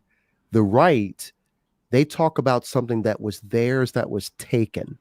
So think about the two and just think on the streets. Who is more dangerous? Who is more willing to resort to violence? A man that's been denied a woman, or a man who thinks his woman's been taken? A man who's been denied a job opportunity, or a man who feels his job has been taken? So these are very broad generalizations, of course, but if they make sense, it's for that reason. I would argue, I saw someone wrote, whoever has the guns. As a left of center person, I always laugh when people assume that because I'm left of center, I don't shoot better than them. But hey, I'm literally gun shopping right now. But Wow. Bro, not only do I buy guns, I made a killing on the market today for Ruger and Smith & Wesson. So every time some non-shooting kid on the right thinks that because he voted for Trump, he's going to walk out of the room if it goes that direction, I laugh hilariously. But hey, the dude dies comfortably, let him die comfortably. No need to have him work up before the moment. But anyways, Both sides got guns. This is America. How you saw the Trumper die at the protest because he was under the impression that the other side don't got guns. Yep. Both sides got guns. So test your courage. Me, I'm gonna be inside holding this scotch glass waiting for the dust to settle, then go clean up the pieces. But coming back to my point, who's gonna start it? Who is gonna start it? Usually the people who start something, it's the people who think something's been taken from them versus the people something's been denied. All right. MB? Yeah, I think the same thing. This is all going to come down to. This is all just going to come down to people who. It's going to come down to individual dudes on the street who were sold the lie that they were God's gift to creation and that this other dude ruined it for them. And that's going to piss them off and that's going to make them violent. We're already seeing violence with the Proud Boys and other small militia groups popping up here and there around the country. Trying to kidnap governors. Yeah, I mean, it's we're at the point now where it's like, you know, everybody needs to just mind their business and strap up for in case shit. And that's just where it is. It's like we were saying, that one Proud Boy dude, he wasn't a Proud Boy, he's just a random asshole. But he sprayed the dude with bear mace thinking he could just do what he wanted. Yep. And he caught them hot ones. Yeah, and he caught one in the chest. And you know, but you know, you gotta look at the system punished the guy who did that by killing him. Because you can't have it be that liberals killed a righteous right winger. It's Schrodinger's liberal. Liberals get guns, but they'll shoot you in the face if you cross that line. Yeah, basically. But you know, I'm looking at this now, and I saw Trump is about to lose his shit tonight, and you guys are gonna like mark my words. Putin gave the nod to Biden today. Yeah. He called him and congratulated him as the next president. So Trump's best buddy, who he idolizes, and he says he doesn't, but it's been proven he sucks up to the guy. Not because I don't think it's because he's really beholden to him. I think Putin did have dirt on him, but I also think that he looks at him as a strong person who saw that he had the right to control his country for his lifetime, and he took it.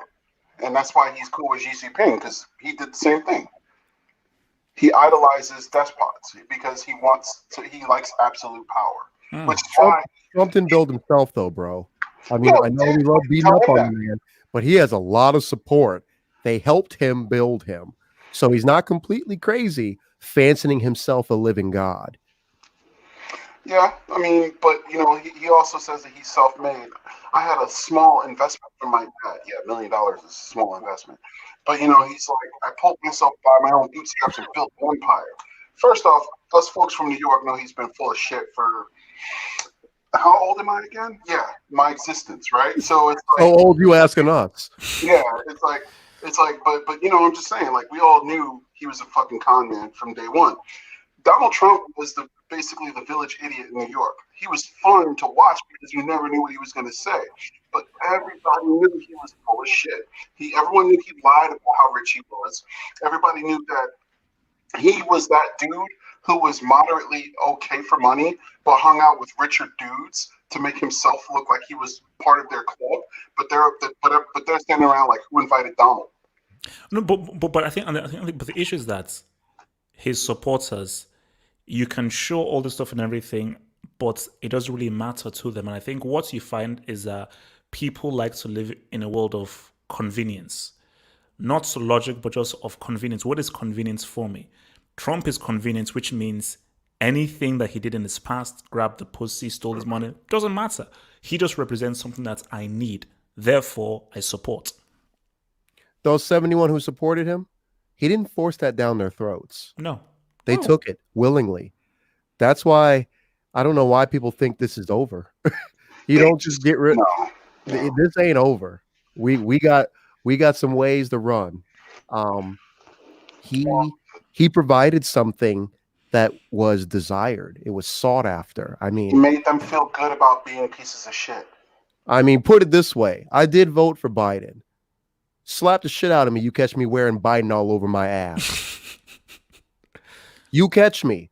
Biden. You catch Biden on my car. You have full permission to knock the hell out of me. You didn't vote for Biden. You voted against Trump. That's the difference. That's what people don't seem to understand. No. People didn't vote for Trump. People didn't vote for Biden. They voted against Trump, which is And why. that's no, but you see, MB, that's the saddest thing, because let's even look at the whole thing of Time, because Time were wanted to do, person of the year. I'm not sure how George Floyd should be part of that, because George Floyd didn't really do anything. He was just much more of a conduit that led to a movement. But how is Kamala Harris and Joe Biden person of the year? Like, what the hell did they do? It's more, if you had to choose someone, you've got to say Trump. Because it was the Trump thing that's caused them to. They didn't do anything. Time has kind of explained this before. Because no matter who they pick every year, damn near, someone hates on that pick. So this is what Time's kind of been consistent on. They're not saying the person they pick is the nicest person or the greatest person. They're saying they're the most influential person. How? No, Ray, I totally get that. 100%. Let's even talk influential. How influential was Biden and Kamala Harris? They were just reacting to the hailstorm that was Trump. If anybody was influential, it was Trump, because it was Trump's existence and him doing stuff that allowed them to pretty much win the presidency. They themselves were not influential in any kind of proactive way. That's like saying, what was the Avenger movie about? Thanos or the Avengers? I mean, yeah, I hear you that he was so powerful, everyone had to go against him. His ass still lost, though. So they named the movie The Avengers. Trump, powerful. Yeah, big deal. 71 million people is a lot. Ain't a fucking enough, though. So, yeah, and I agree with what your point earlier. I think what you were saying, that Trump represents the anti-vote, basically. I'm sorry, Biden. No one voted for Biden. I think you were saying he represented the anti-vote. I agree with you on that. They still represent it. In the same way Trump, all the people behind him and the feelings they have, even though we call it Trumpism, put it this way, if Trump died tomorrow, Trumpism does not go away. It's a feeling, it's a movement, it's a culture. The same way being against Trump is a culture. I could give a shit about Biden and Kamala. Being against what I think Trump stands for, that's what I stand for. I don't look at Trump or what he's about and then look at my kids and say, you know what, kids, if you just be a good American, you can be that too. I'm not telling that to my damn kids.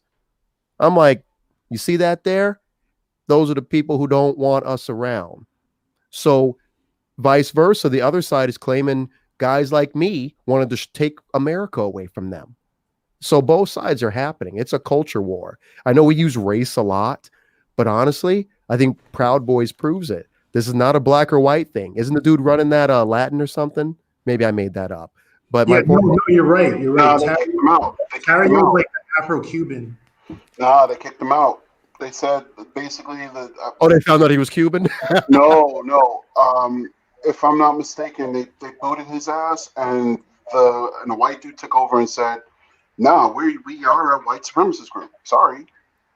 Like, I think it's hard to talk about America without talking about race, but I don't think this is about race. I think this is a culture war we have going on right now. Because like Proud Boys is because the thing about Proud Boys is that they're a pretty mixed group.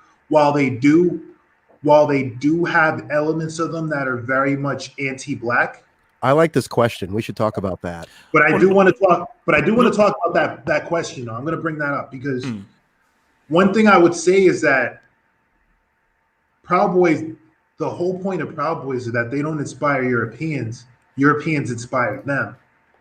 Yeah. I mean, it's like Europe have been on this for a long time. Look, this is speaking to a guy who lives in Europe, man. Because even with Antifa and groups like Proud Boys, both of those groups have been inspired by groups that we've seen in Europe. Like if you come to Germany, like some of the skinhead, like Proud Boys remind me of the fucking skinheads here. And Antifa remind me of the Antifa here, because Antifa's been here for like decades.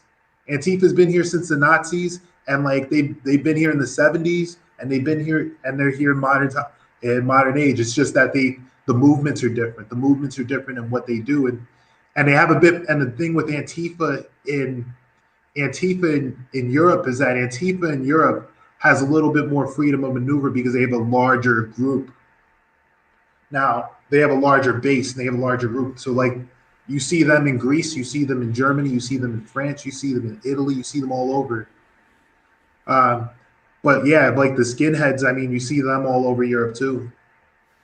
This is an interesting question to me because, and it's just me personally, I felt that the Proud Boys were inspired by Europeans. No. You see, that makes sense because for me, I think, remember, America is a very, very young country, very young, you know.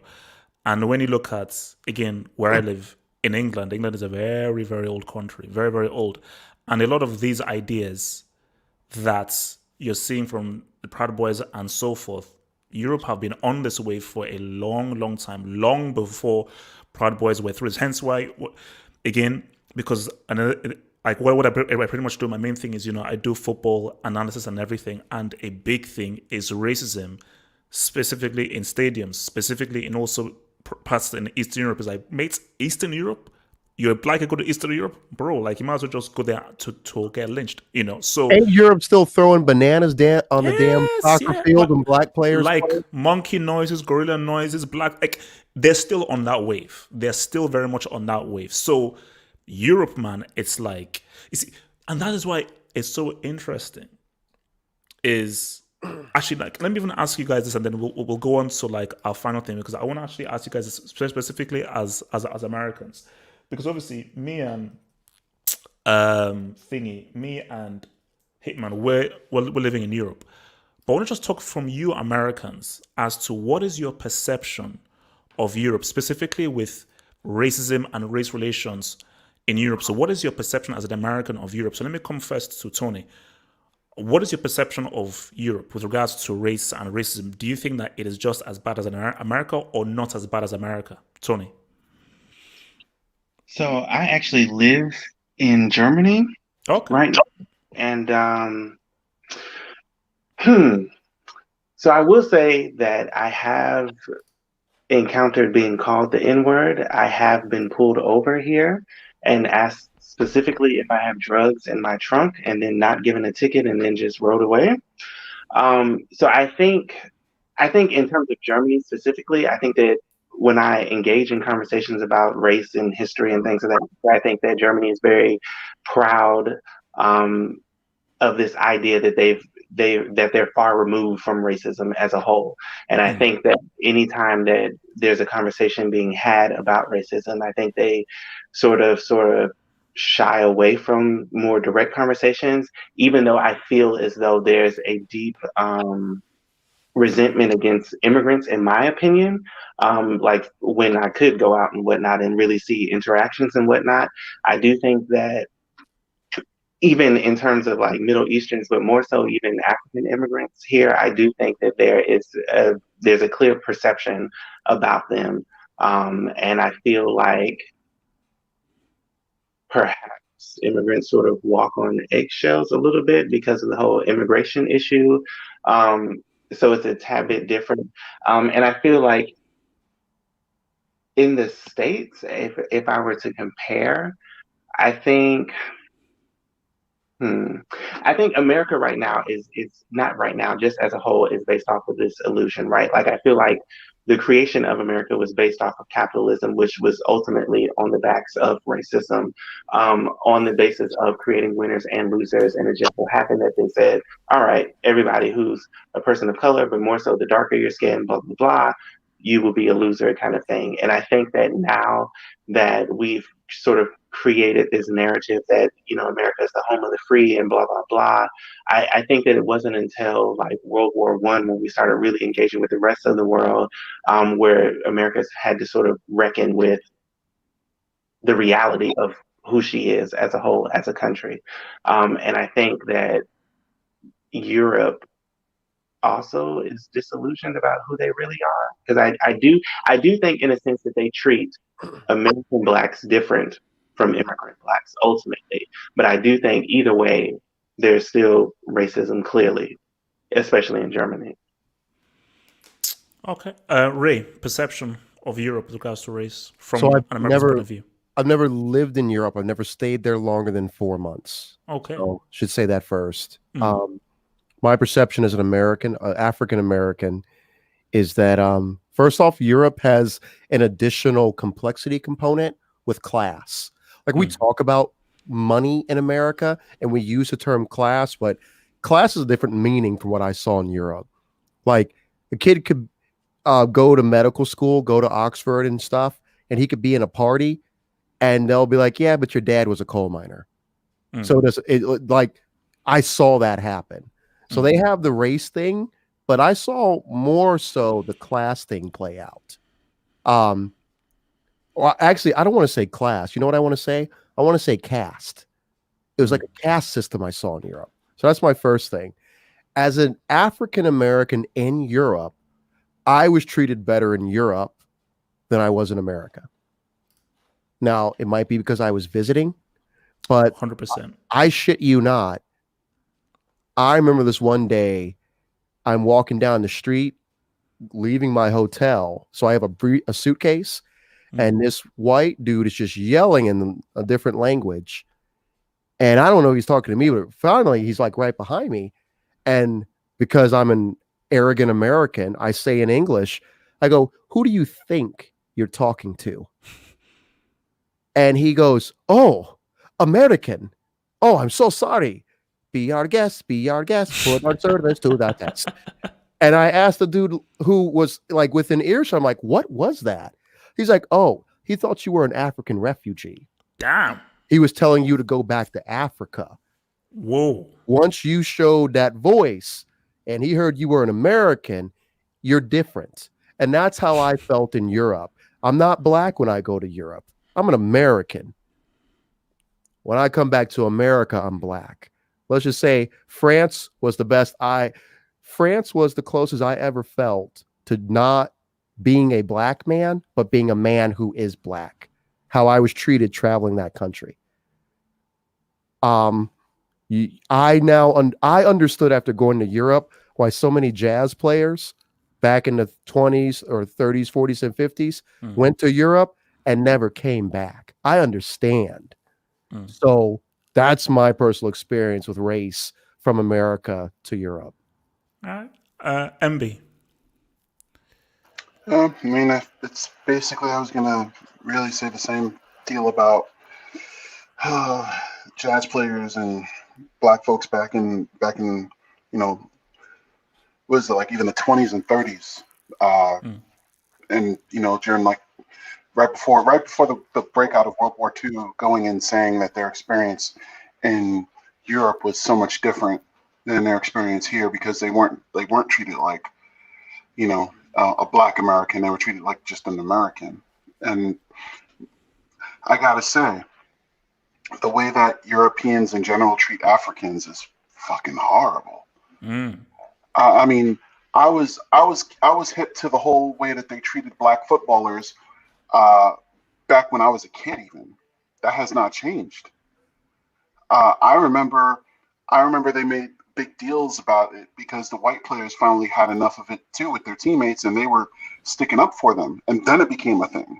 It wasn't a thing while they were saying whatever they wanted to these black footballers, but when big name white players said something, it was a thing. And then now they have to do something. It's whatever, man. I honestly, I'm at the point of hang on one second.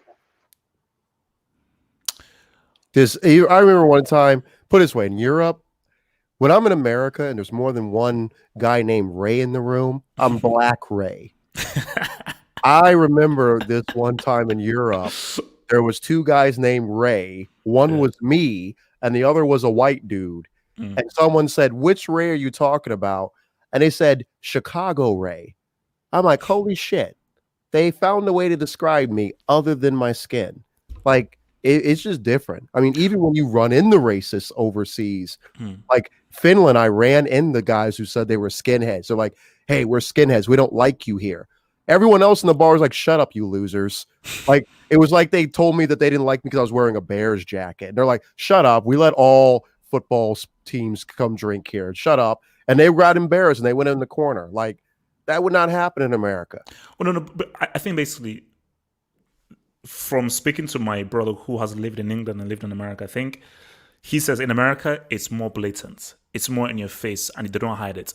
But in Europe, specifically in England, it's much more subliminal because English people, they don't know how to be direct. They don't know how to be blunt. It's like, stiff upper lip and very much in between the lines. So I think you being a visitor, it'll be pretty hard for you to sort of experience the kind of racism. You have to sort of live in England because see, England is the most classist country on the planet. If you're poor, That I believe. they will make you, they will remind you that no, you are poor and you're a commoner. And obviously, if you're rich, you're more affluent. So I think it's a mixture of classism, but also I think people's biggest misconception is, oh, Europe, everything is great, everything is all cool, blah, blah. No, you have to, the perception of Europe is that, it's much more progressive than America. Once you live in Europe, but specifically live in specific places, because see, London and Birmingham is different from living in the countryside. And I know obviously Hitman can say like places, like it depends on where in Germany you want to live. Like places in Germany may be great. If you go to other places in Germany, perhaps probably more towards the east, is a bit more crazy. So I mean, Hitman, just quickly, your experiences in Germany as opposed to in America. Hitman. Yeah. What was the subject? So it's basically your experience of like sort of racism in Germany as opposed to in America, just briefly. Yeah, I mean my experience, it's been varied throughout because I've seen it through different classes. I mean, it's a bit more veiled, but pretty much the sentiment a lot of people say about racism in Europe, where it's like as soon as they find out that you're American, they do change their tone. That is very, very, very important. That's a notable thing because when they know that you're not a refugee, you generally get treated better. Mm. Uh, No, and, I mean, no, this is actually funny because I mean, I think again, for you guys don't know, obviously there's like in the Premier League or in the most of the leagues, what they do is everyone now kneels before kickoff because the football leagues are sort of now back to the whole Black Lives Matter thing and so forth. So fans have now sort of slowly been allowed back into stadiums. So I think it's 4,000 is the limit where they're allowed back in. So Millwall, which is known as a very racist club that have basically had issues with racism with regards to black people for a long time. Once Millwall played, the fans started to boo BLM because there's this notion that BLM is a Marxist society. And for local Marxists, they say, no, BLM, this is Marxist, this is all this and that. So there's very much that sentiment that BLM have. I find that historically hilarious. Every time black people say we want to be treated that way too. Communism. Communism, Marxism. Yeah, it's like bullshit. Communism. No, because I think basically, and then we'll move on to the last topic. The thing is, a lot of white people, and I think it goes back to the whole notion of white supremacy and whiteness. They just want things the way they are. White people's greatest fear, not all, but white people's greatest fear is equality. What? That is their greatest fear. And this whole thing of Black Lives Matter, treat black people better, they don't want a situation where their whiteness and their privilege is taken away.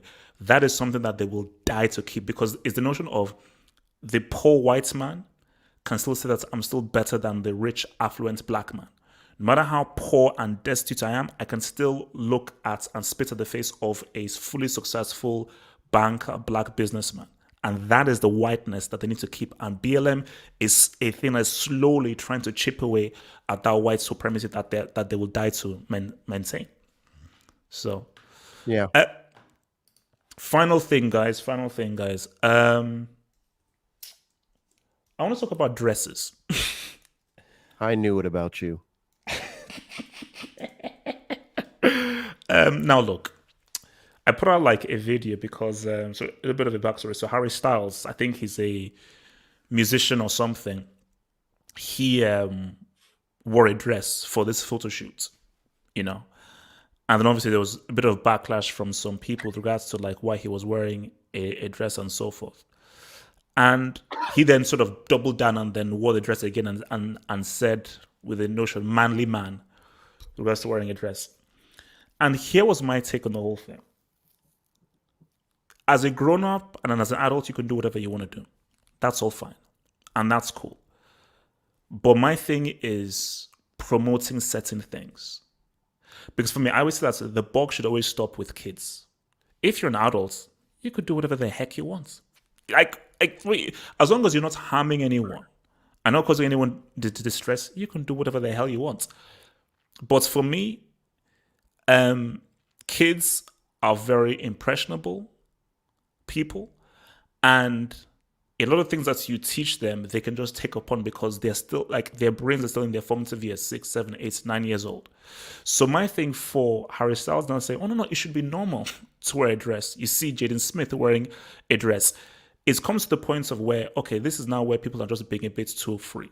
I've always said, I'm not a conservative right dude. I'm also not a liberal, and I've come to find that because I thought I was a liberal growing up, but I've come to find that I actually hate liberals. And I also don't really like people on the right side. So I'm sort of a mixture. My ideas are a mixture of the both. But ultra liberals, I think, can be quite mindless because they have just a one train of thought and it can't move them anywhere. Because I say for liberals, you can't just do anything. You go, oh, why? No. You can't have the notion of, oh, why not? No. Certain things cause certain things. There's a certain thing called cause and effect. And I just feel that, this is just my view, and I want to hear everyone's view, that Harry Styles promoting men wearing dresses, this now seeps into the feminization of black men. Black men wearing dresses. How we are now having boys becoming more effeminate and so forth. Now girls want to be boys now want to be girls, and this whole twisting of the genders. So again, people say, okay, yeah, that's a hard end and everything, but I just do feel that there are certain human traits that have to be kept rigid. Some things, hey, it is what it is. We are human beings and we can express ourselves, but I think there are certain archetypes that I feel need to exist, or else once you mess with those archetypes, you're messing with something that is nature and natural, and then you will see adverse effects happen. So Hitman, men wearing dresses, where are you at with this? I agree with you guys. I mean, pretty much the big thing about it is that you start messing around with nature. There's only so much you can mess around with nature when it comes to these things. I get there's a lot of social norms and whatnot, but the big things that you got to think about the end product, because a lot of people think about all the A, B's, and C's, but they think about everything in between A and B, but they don't think about B. The whole point of us, and when it comes to procreation, because that's what this all leads to, is procreation and children and whatnot. I mean, because the whole reason why women dress themselves up is so that they can find a proper guy, so that they can eventually be with that guy. I mean, but you single, bro? You sound real single right now. You sound real single, bro. You sound, yeah. I was saying, bro, women dress for other women. Because if you ain't single, you gonna be in 3, 2, 1. But here's the deal. You get the idea. The idea is that pretty much the whole, it's not just the dresses, it's the gender roles. The whole gender roles, the whole our whole culture of gender and our idea of gender is pretty much the idea that and that's not me being against homosexuals or against people, against LGBT, transgender, whatnot. But when everything gets all confused, it gets to a point where you realize, you ask yourself, what is normal? What is normal? What is acceptable? What is not? And then you start losing that starts losing the overall culture, and then that becomes a problem. And then that leads to things such as things that we will see in the future, which is reduced birth rates and so on. That's just my take on it. Tony? So my take, one, I've always thought he looked metrosexual to begin with.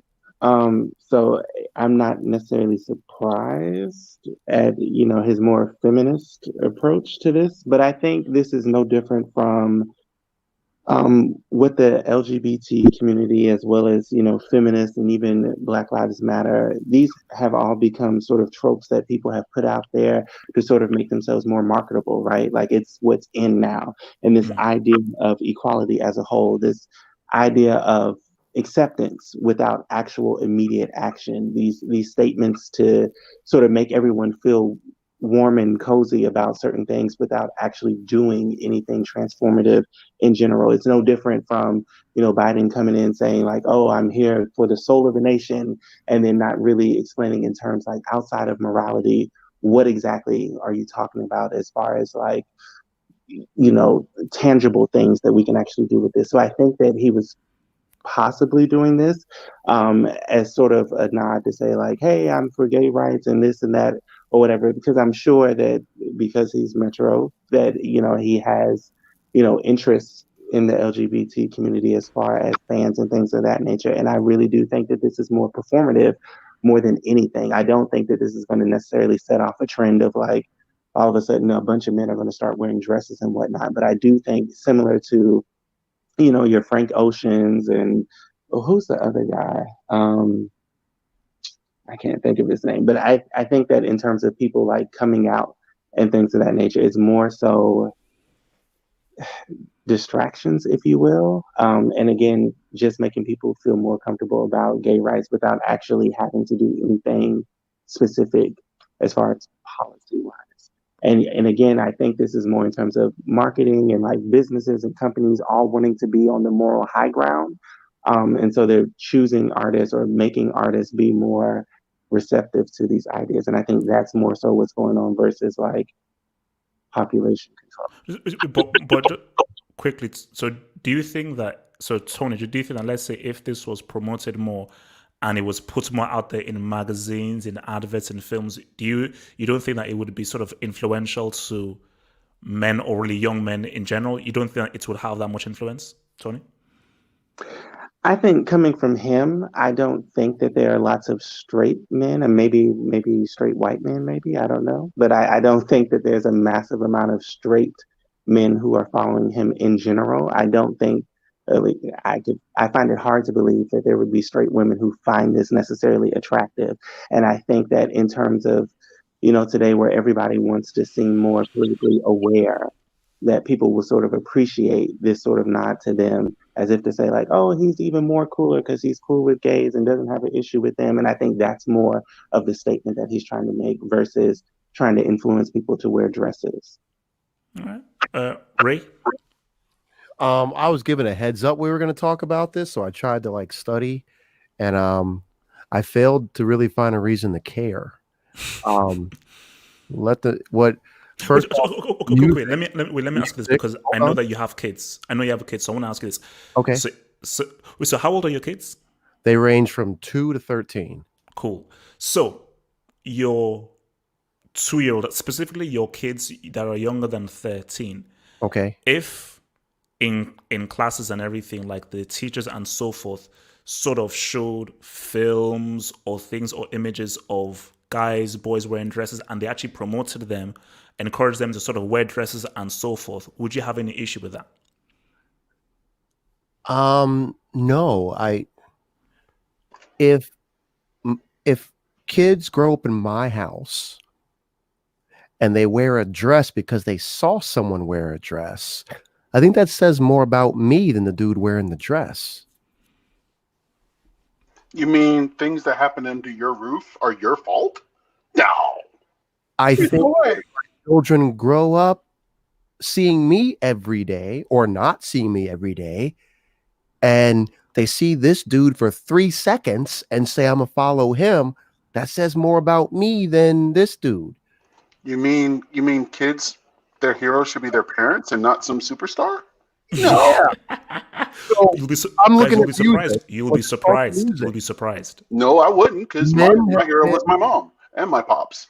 Men have been cross-dressing in music in America, at least, since the 60s.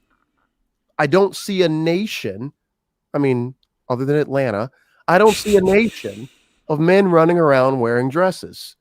So this seems like a whole bunch of basically all these idiots saying that Trump's going to sell America to China.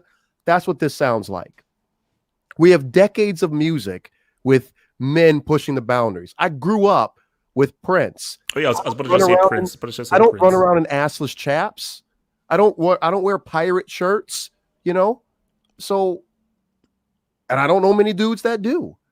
So I think this is more the same old, same old. So no, but okay, but I think on that whole Prince, because I remember when I first saw Prince and I was totally confused. I was like, is this a boy, a girl? Is this a man? I didn't know what I didn't know what he was. I was like, what is this? And it's just of a very young man. But I was like, what? So I was actually sort of fearful of him. So I just sort of stayed away because I was a bit scared. But I think for Prince, he always puts it forth as this was an artistic act. And this is pretty much art. And he said, no, this is me doing something from a creative point of view. My thing about this is, because again, from this point of view, it's like, yeah, he just puts a dress. It doesn't matter, because I'm thinking 1, 2, 3 years down the line. I'm just looking at the tapestry of what the world is and how things have been sort of changing in the last few years. And I just think that this is just one of many things that can sort of now start to adjust and readjust, in the sense of like, being an alpha male, no, we don't want an alpha male. Actually, no, wear a dress, be much more feminine. That is much more acceptable. So rather than this being the issue, it is just a kind of a domino effect that I see ending up to a particular end goal towards the end, if you get what I'm going at. Hey, I remember at the end of the day, men are going to do whatever they got to do to get women's attention. So I remember when I was a kid, high school or whatever, whole bunch of white boys that didn't give a shit about reggae music. Once they saw how girls dance on them to reggae music, suddenly everybody likes reggae. Everybody loves reggaeton all of a sudden. If it comes down to it that women like this, dudes are going to put on dresses. Keep it real. But I don't see it happening. In fact, I'm married now, but if I was single, I wouldn't be fearing this. I would be trying to convince all the other dudes, y'all should wear dresses, bro. Look, Styles is doing it. That way, when I go to the club, I'm the only one wearing pants. I highly encourage this as a single man. I think all of you should be wearing dresses. I stopped questioning Prince when I saw the bitches he was pulling. Yeah, that's the thing. You can make fun of Prince all day long, and then ask yourself, where's your girlfriend or your wife at? That's what happened to people around him. I don't know about this dude Styles. I don't know if he's straight or whatever, but if he's a famous dude running around like that, that's the first thing I'm thinking. He's stealing people's women. MB? Yeah. Who cares? Like, my thought pattern is, if you legitimately have the time and energy to give a shit about what another man wears, you don't have a whole bunch going on in your life. And you can look at it like, oh, but think of the children, like you're fucking Maud Flanders if you want to. But I mean, at the same time, I'm looking at it like, yeah, think of the children. If you did a successful job as a parent, your kids shouldn't be emulating strangers. Now, that's not to say that kids aren't impressionable and won't think something is cool. But if you did your job, your kid should come and say, "Hey, mom, hey, pop, isn't this cool?" And you tell them, "Well, not really, because X, Y, Z. That's my opinion of it." And you have a conversation. You wouldn't just wake up and your son comes down to breakfast wearing a dress. I mean, unless for a dress. If he's your kid, where's he get the money for a dress? Thank you. Like, you have to foster this shit, and that's the thing, right? Like, if that's his identity, cool. Let him have that. Let him experiment. Let him daughter dresses. Let him go outside. Let him go outside. Let him get clowned by his boys. He will come inside, put some jeans back on, and that'll end that shit. The reason why you see people like Jaden Smith, that clown motherfucker is growing up in an environment where people are so super uber accepting that it's considered evil to tell him, no, you should probably put some pants on. He's doing it for attention. And it's not that, their acceptance. It's not even about that, because he's not legitimately having these. He's not legitimately like bi-curious. He's doing it for the fucking attention, like every other spoiled rich kid in Beverly Hills. I'm just telling you, like my friends who have kids who are curious about their sexuality in this way. They have conversations with them. They inform them the world is going to look at you like this. Are you sure? It's not that the kid just comes down and decides that he's going to go to school wearing his sister's dress one day. And if that even if that is the case, who gives a fuck? Let him do him. Does someone here know somebody who's like, my kid saw Harry Styles and now he wants a dress? Is this like not a single person? Is this a communicative disease? I mean, but wait, I'll tell you a story though. Like when I was young, basically, like so I was the youngest in my family. Well, basically, so obviously when my sister came through, basically when like my mom was pregnant with me, so I've got 2 older brothers and 1 older sister. So obviously my sister was praying that I was a girl, because she was like, look, there are 2 boys. I want to have a little sister as well. And obviously once I was born, she basically cried because I was like a boy and everything. But she was like, you know what? I refuse to accept this. So because obviously my older brothers were sort of much older than us, it was like them 2 and then me and my sister. So we were sort of like in 2 separate groups. So we were the 2 younger ones and them. So basically she used to like dress me up in dresses because she just sort of treated me as the younger sister because she refused to accept me as I was a boy and everything. So I used to get put up in dresses. We used to do like dance routines and everything, dancing to Oklahoma and all this kinds of like Seven Bride for Seven Brothers, all this kind of stuff. And I just remember like one day I was in a dress and everything, and then I began to well, she tells the story because I don't remember, but she said that I began to basically want to cry. And I told her that, look, I don't like this. And then that was pretty much when it all stopped, man. But you see, I think, look, as I said again, I think the point that you guys hit upon is parenting. Parenting is very key. Like when I see a kid turn out a certain way or like that, it's all down to parenting because you have to, because the parents can say, oh, well, I'm not around my kid all the time and everything like that. But at the end of the day, if the buck doesn't stop with you, then so you should feel confident in your influence as like a father or a mother that whatever the kid sees or experiences out there, they know that I've got to run this by dad, I've got to run this by mom and so forth. And I think the kids who are impressionables, maybe my thing is more towards those parents who actually aren't great parents. They're very laissez-faire. And they're very much about, hey, I want my kids just to do whatever. Those are the ones who, once whatever your kids learn in school or from their teachers, they are going to take upon that more so than what they will take upon from you because you're not a very strong parent. For me, it's like whenever I go and I'm like walking on the street and I see, it's mostly white parents. Again, I'm not trying to be racist, but I'm just telling you how it is. It's mostly like these like young white kids who are screaming, running around, going crazy. Mom, dad, shut up. I'm like, whoa.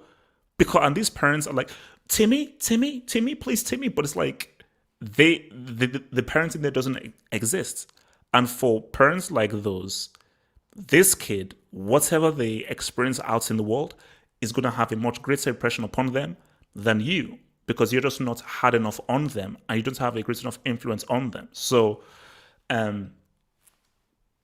that's where I stand. Last thing that I want to come out of, just a last question for you guys. So for those who have kids or not, so if you don't have kids, if you had kids, and if you do have kids, question for you: do you agree with like beating your child or spanking your child? Maybe spanking is the right word. Spanking your child in order to enforce discipline, or you think that's child abuse? So for me, being Nigerian, I got beaten. One of the scariest moments of my entire life was when my dad beat me with a belt because I refused to eat. But yes, I was beaten, and I just feel that that's helped to enforce discipline. And I think it's quite hard to enforce discipline if there isn't an element of beating or spanking a child. Now, some people will say that's child abuse and you should be able to be a better parent and be able to discipline your child without beating them. But I just still feel that as human beings, we respond more to something that is aggressive than isn't. So, Hitman, where do you stand with spanking with regards to disciplining a child? If I could go first, because I got to drop. Oh, okay, for it. Ray, go for it. So I got 2 kids. So I have 4 kids, 2 with my ex, 2 with my current wife. I spank kids. My ex-wife actually reported me for child abuse. Oh shit! So I don't know if you knew about the football player Adrian Peterson. Yes, Spanked yes, I remember that. Yes, Remember that? Yes. Didn't matter all his $1 million. He had to take a plea. I did too. I had to take a plea for child neglect. It got pleaded down to child neglect, but I was facing 14 years in prison. Whoa, no way. Yeah, for spanking my 2 boys with a belt in the state of Wisconsin. So I personally can believe in spanking children. The state says no. Now, we got to look about where people come from. African Americans, you spank children because the way things were in this country, you could be, just because you were a young child didn't mean this country would not treat you like an adult. Look at Tamir Rice. Tamir Rice was a 12-year-old child who got gunned down like a man. These are the things that I feel. I mean, I'm sure other people have kids they can talk to, but as a parent of minority children, I do not trust this nation to treat my children like children. I think when they see their skin, they are something else, something dangerous. They don't see a little white kid just goofing around and throwing rocks at cars. They see a criminal. They see an animal. So when they're those young ages, I don't see them understanding. You can't explain it to them that, hey, you can get killed. So, yeah, I think your question is really, it's dependent on who you're asking. I think a parent can feel how they feel, but if both parents are not in the same accord, then yeah, that's a real tricky one. So that's a very involved, complex question. Okay, cool, man. Thanks for that, Ray. So, Tony, where are you at with this? With regards to spanking a child? So I have a toddler, and I will say I have probably spanked him maybe 2 or 3 times, but over time, I've been able to sort of talk him down a little bit more. And I really think, like, I'm not against spanking. I think that it really does, to Ray's point, it does depend on the temperament of the child ultimately. I think there are some kids that don't necessarily need beatings. Like me as a kid, I probably only got beat once or twice, and then finally I realized if my mom said something, it was to be done. Versus my siblings, they go against the grain, and they just have to be dealt with. So I really do think it just depends on each individual case. All right. And I'll add that even though I believe in it, after what happened with the 2 older kids, I don't touch the 2 younger. So even though me and the mother are on the same accord, my current wife, after that, you're not going to you're not going to catch me twice. So, yeah. that is crazy. Child abuse, god damn. MB. Oh yeah. Well, no, I mean, I believe in spanking. Ironically, my mother, she used to be quicker to spank me. My dad never had to. Like, I was afraid of my father, and it's weird because it's not like he ever did anything to make me afraid of him. He just had that aura of not to be fucked with.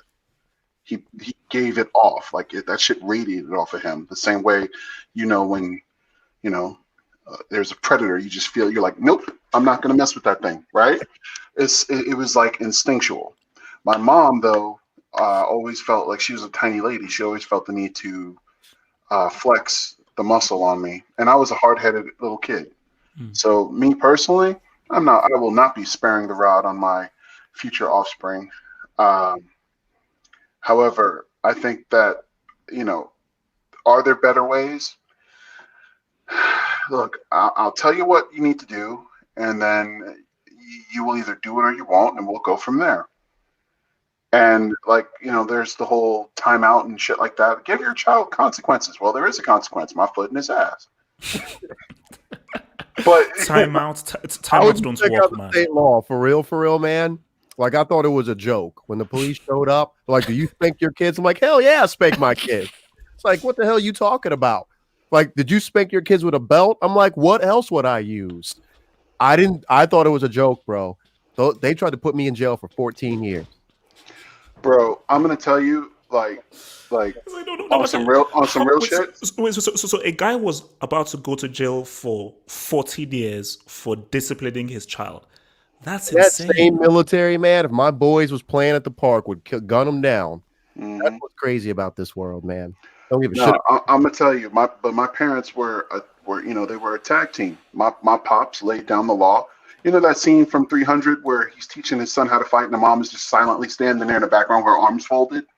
That was my reality growing up. Pops would school me on shit. Moms would explain things to me, and if I didn't heed the lesson from mom, I caught a backhand, or a slap on the ass. And I remember the first time that my mom spanked me and it didn't hurt. And I was just like, I faked it. But I understood that I had to fake it hurting to give her that respect, if that makes any sense. Yeah, well, yeah, no, it makes 100%. So yeah. so I faked the shit out of that, like, oh no, mom, stop. And then in my head I'm laughing like, yup. Yep. My mom used to say, go and get your dad's belt. And I learned real quick when she said, hurry up and whatever have you, I would put on 2, 3, 4 pair of underwear to soften that blow. She caught on to it. One down, she followed me into their bedroom, and I got whipped without it. My mom wasn't an abuser. She didn't whip me bare ass. But it is what it is. I had schoolmates who I remember. I'll never forget this. I had my friend in like first or second grade. His name was Imran. He was an Indian kid. His pops came to school, took a glass of water, took his pants down, poured the water over his ass cheeks, and then whipped him. The fuck? Bruh. If you've ever been whipped, if you've ever been hit with while you're wet, like out the shower or something, it hurts more. Now I haven't paid for it. Yeah, that's crazy. But this shit is scarred in my head to the point where he told the teacher to get out of the room. And he whipped him. I will never forget this shit as long as I live. That kid cried the whole rest of the day. He went, Pops picked up his briefcase, went fucking back to work. Kid cried silently for the whole fucking day in a corner. But he never fucked up again. So there's that. I think this conversation is leading into culture, because I remember there was a girl, she had like an Arabic family, and I guess her dad found out she was talking to boys, and he shaved her head. Oh. So again, it sounds like a lot of us grew up in a house where it wasn't a beating wasn't a beating. A beating was, part of life. But yeah. No, things have changed. Things have changed. Like, I see a lot of folks saying, "Oh, that's torture." Bro, this is private school, like Catholic school in the 80s. They were allowed to hit you. Your teachers were allowed to fucking hit you. Yeah. Because I kneeled on rice. Have you ever knelt on rice? Because I had to. No, I had to clean tile. So yeah. I had to do a clean tile, dig holes, move bricks. I had that kind of stuff. I don't know. That's probably illegal now too. Make your kid do physical labor. I don't even know now. No, because basically, like in Nigeria, like literally, you got beaten. Like in all the teachers and everything, huge branch from the tree. I think you guys call it a switch. Huge branch from the tree. Get a boom. Yeah, you cut it, beaten, and if you were told to cut your own switch, and if you cut one that was too small, you got it worse. Because then you had to use the one that they cut. So there's that. No, but I think Ray's right. I think this is very much a cultural thing, because I think for me, like, because I spent like the first 10 years of my life in Nigeria, 2 years in Geneva, then it came to England. The thing that shocked me the most was how disrespectful kids were to their parents. And I was like, my God, this is crazy. Just like seeing these white kids just sort of talk back to their parents, insult their parents. Oh, man, my dad is such a dick. My mom is such a dick, and all that kind of stuff.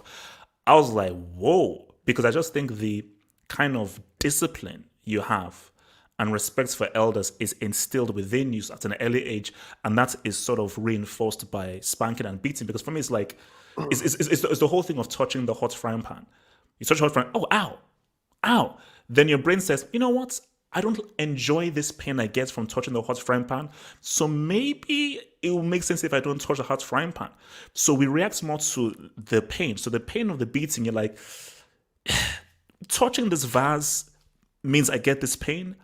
I really don't like this pain. Is the pleasure of me touching this vase, does this outweigh the pain I receive from the beating? No, it doesn't. So maybe I shouldn't touch the vase. So that is what that pain does, is that it's, because I think people forget that at our very core, we are animals. People say, oh, no, we are human beings. We're not like these monkeys or animals. No, we are special. Okay, yes, we have intelligence and so forth, but at the very core, we are animals. And you have to, and we just go to the core of what we truly are. We respond to pain. And pain reinforces what you want to teach a certain person, So that's interesting, guys. Guys, I've got to go. I've got to jump off. It's been good and great to have you guys back. It's been far too long, and hopefully we'll be back here again on Tuesday for more cool, interesting topics, man. So, guys, thank you much for joining us here. I'll try and splice up the different segments on the channel so you guys can enjoy it in a more space-as manner. But yeah, guys, Tony, MB, Ray, thank you so much, man. And I'll see you guys next Tuesday, guys. Peace out. Take care, everyone. Peace.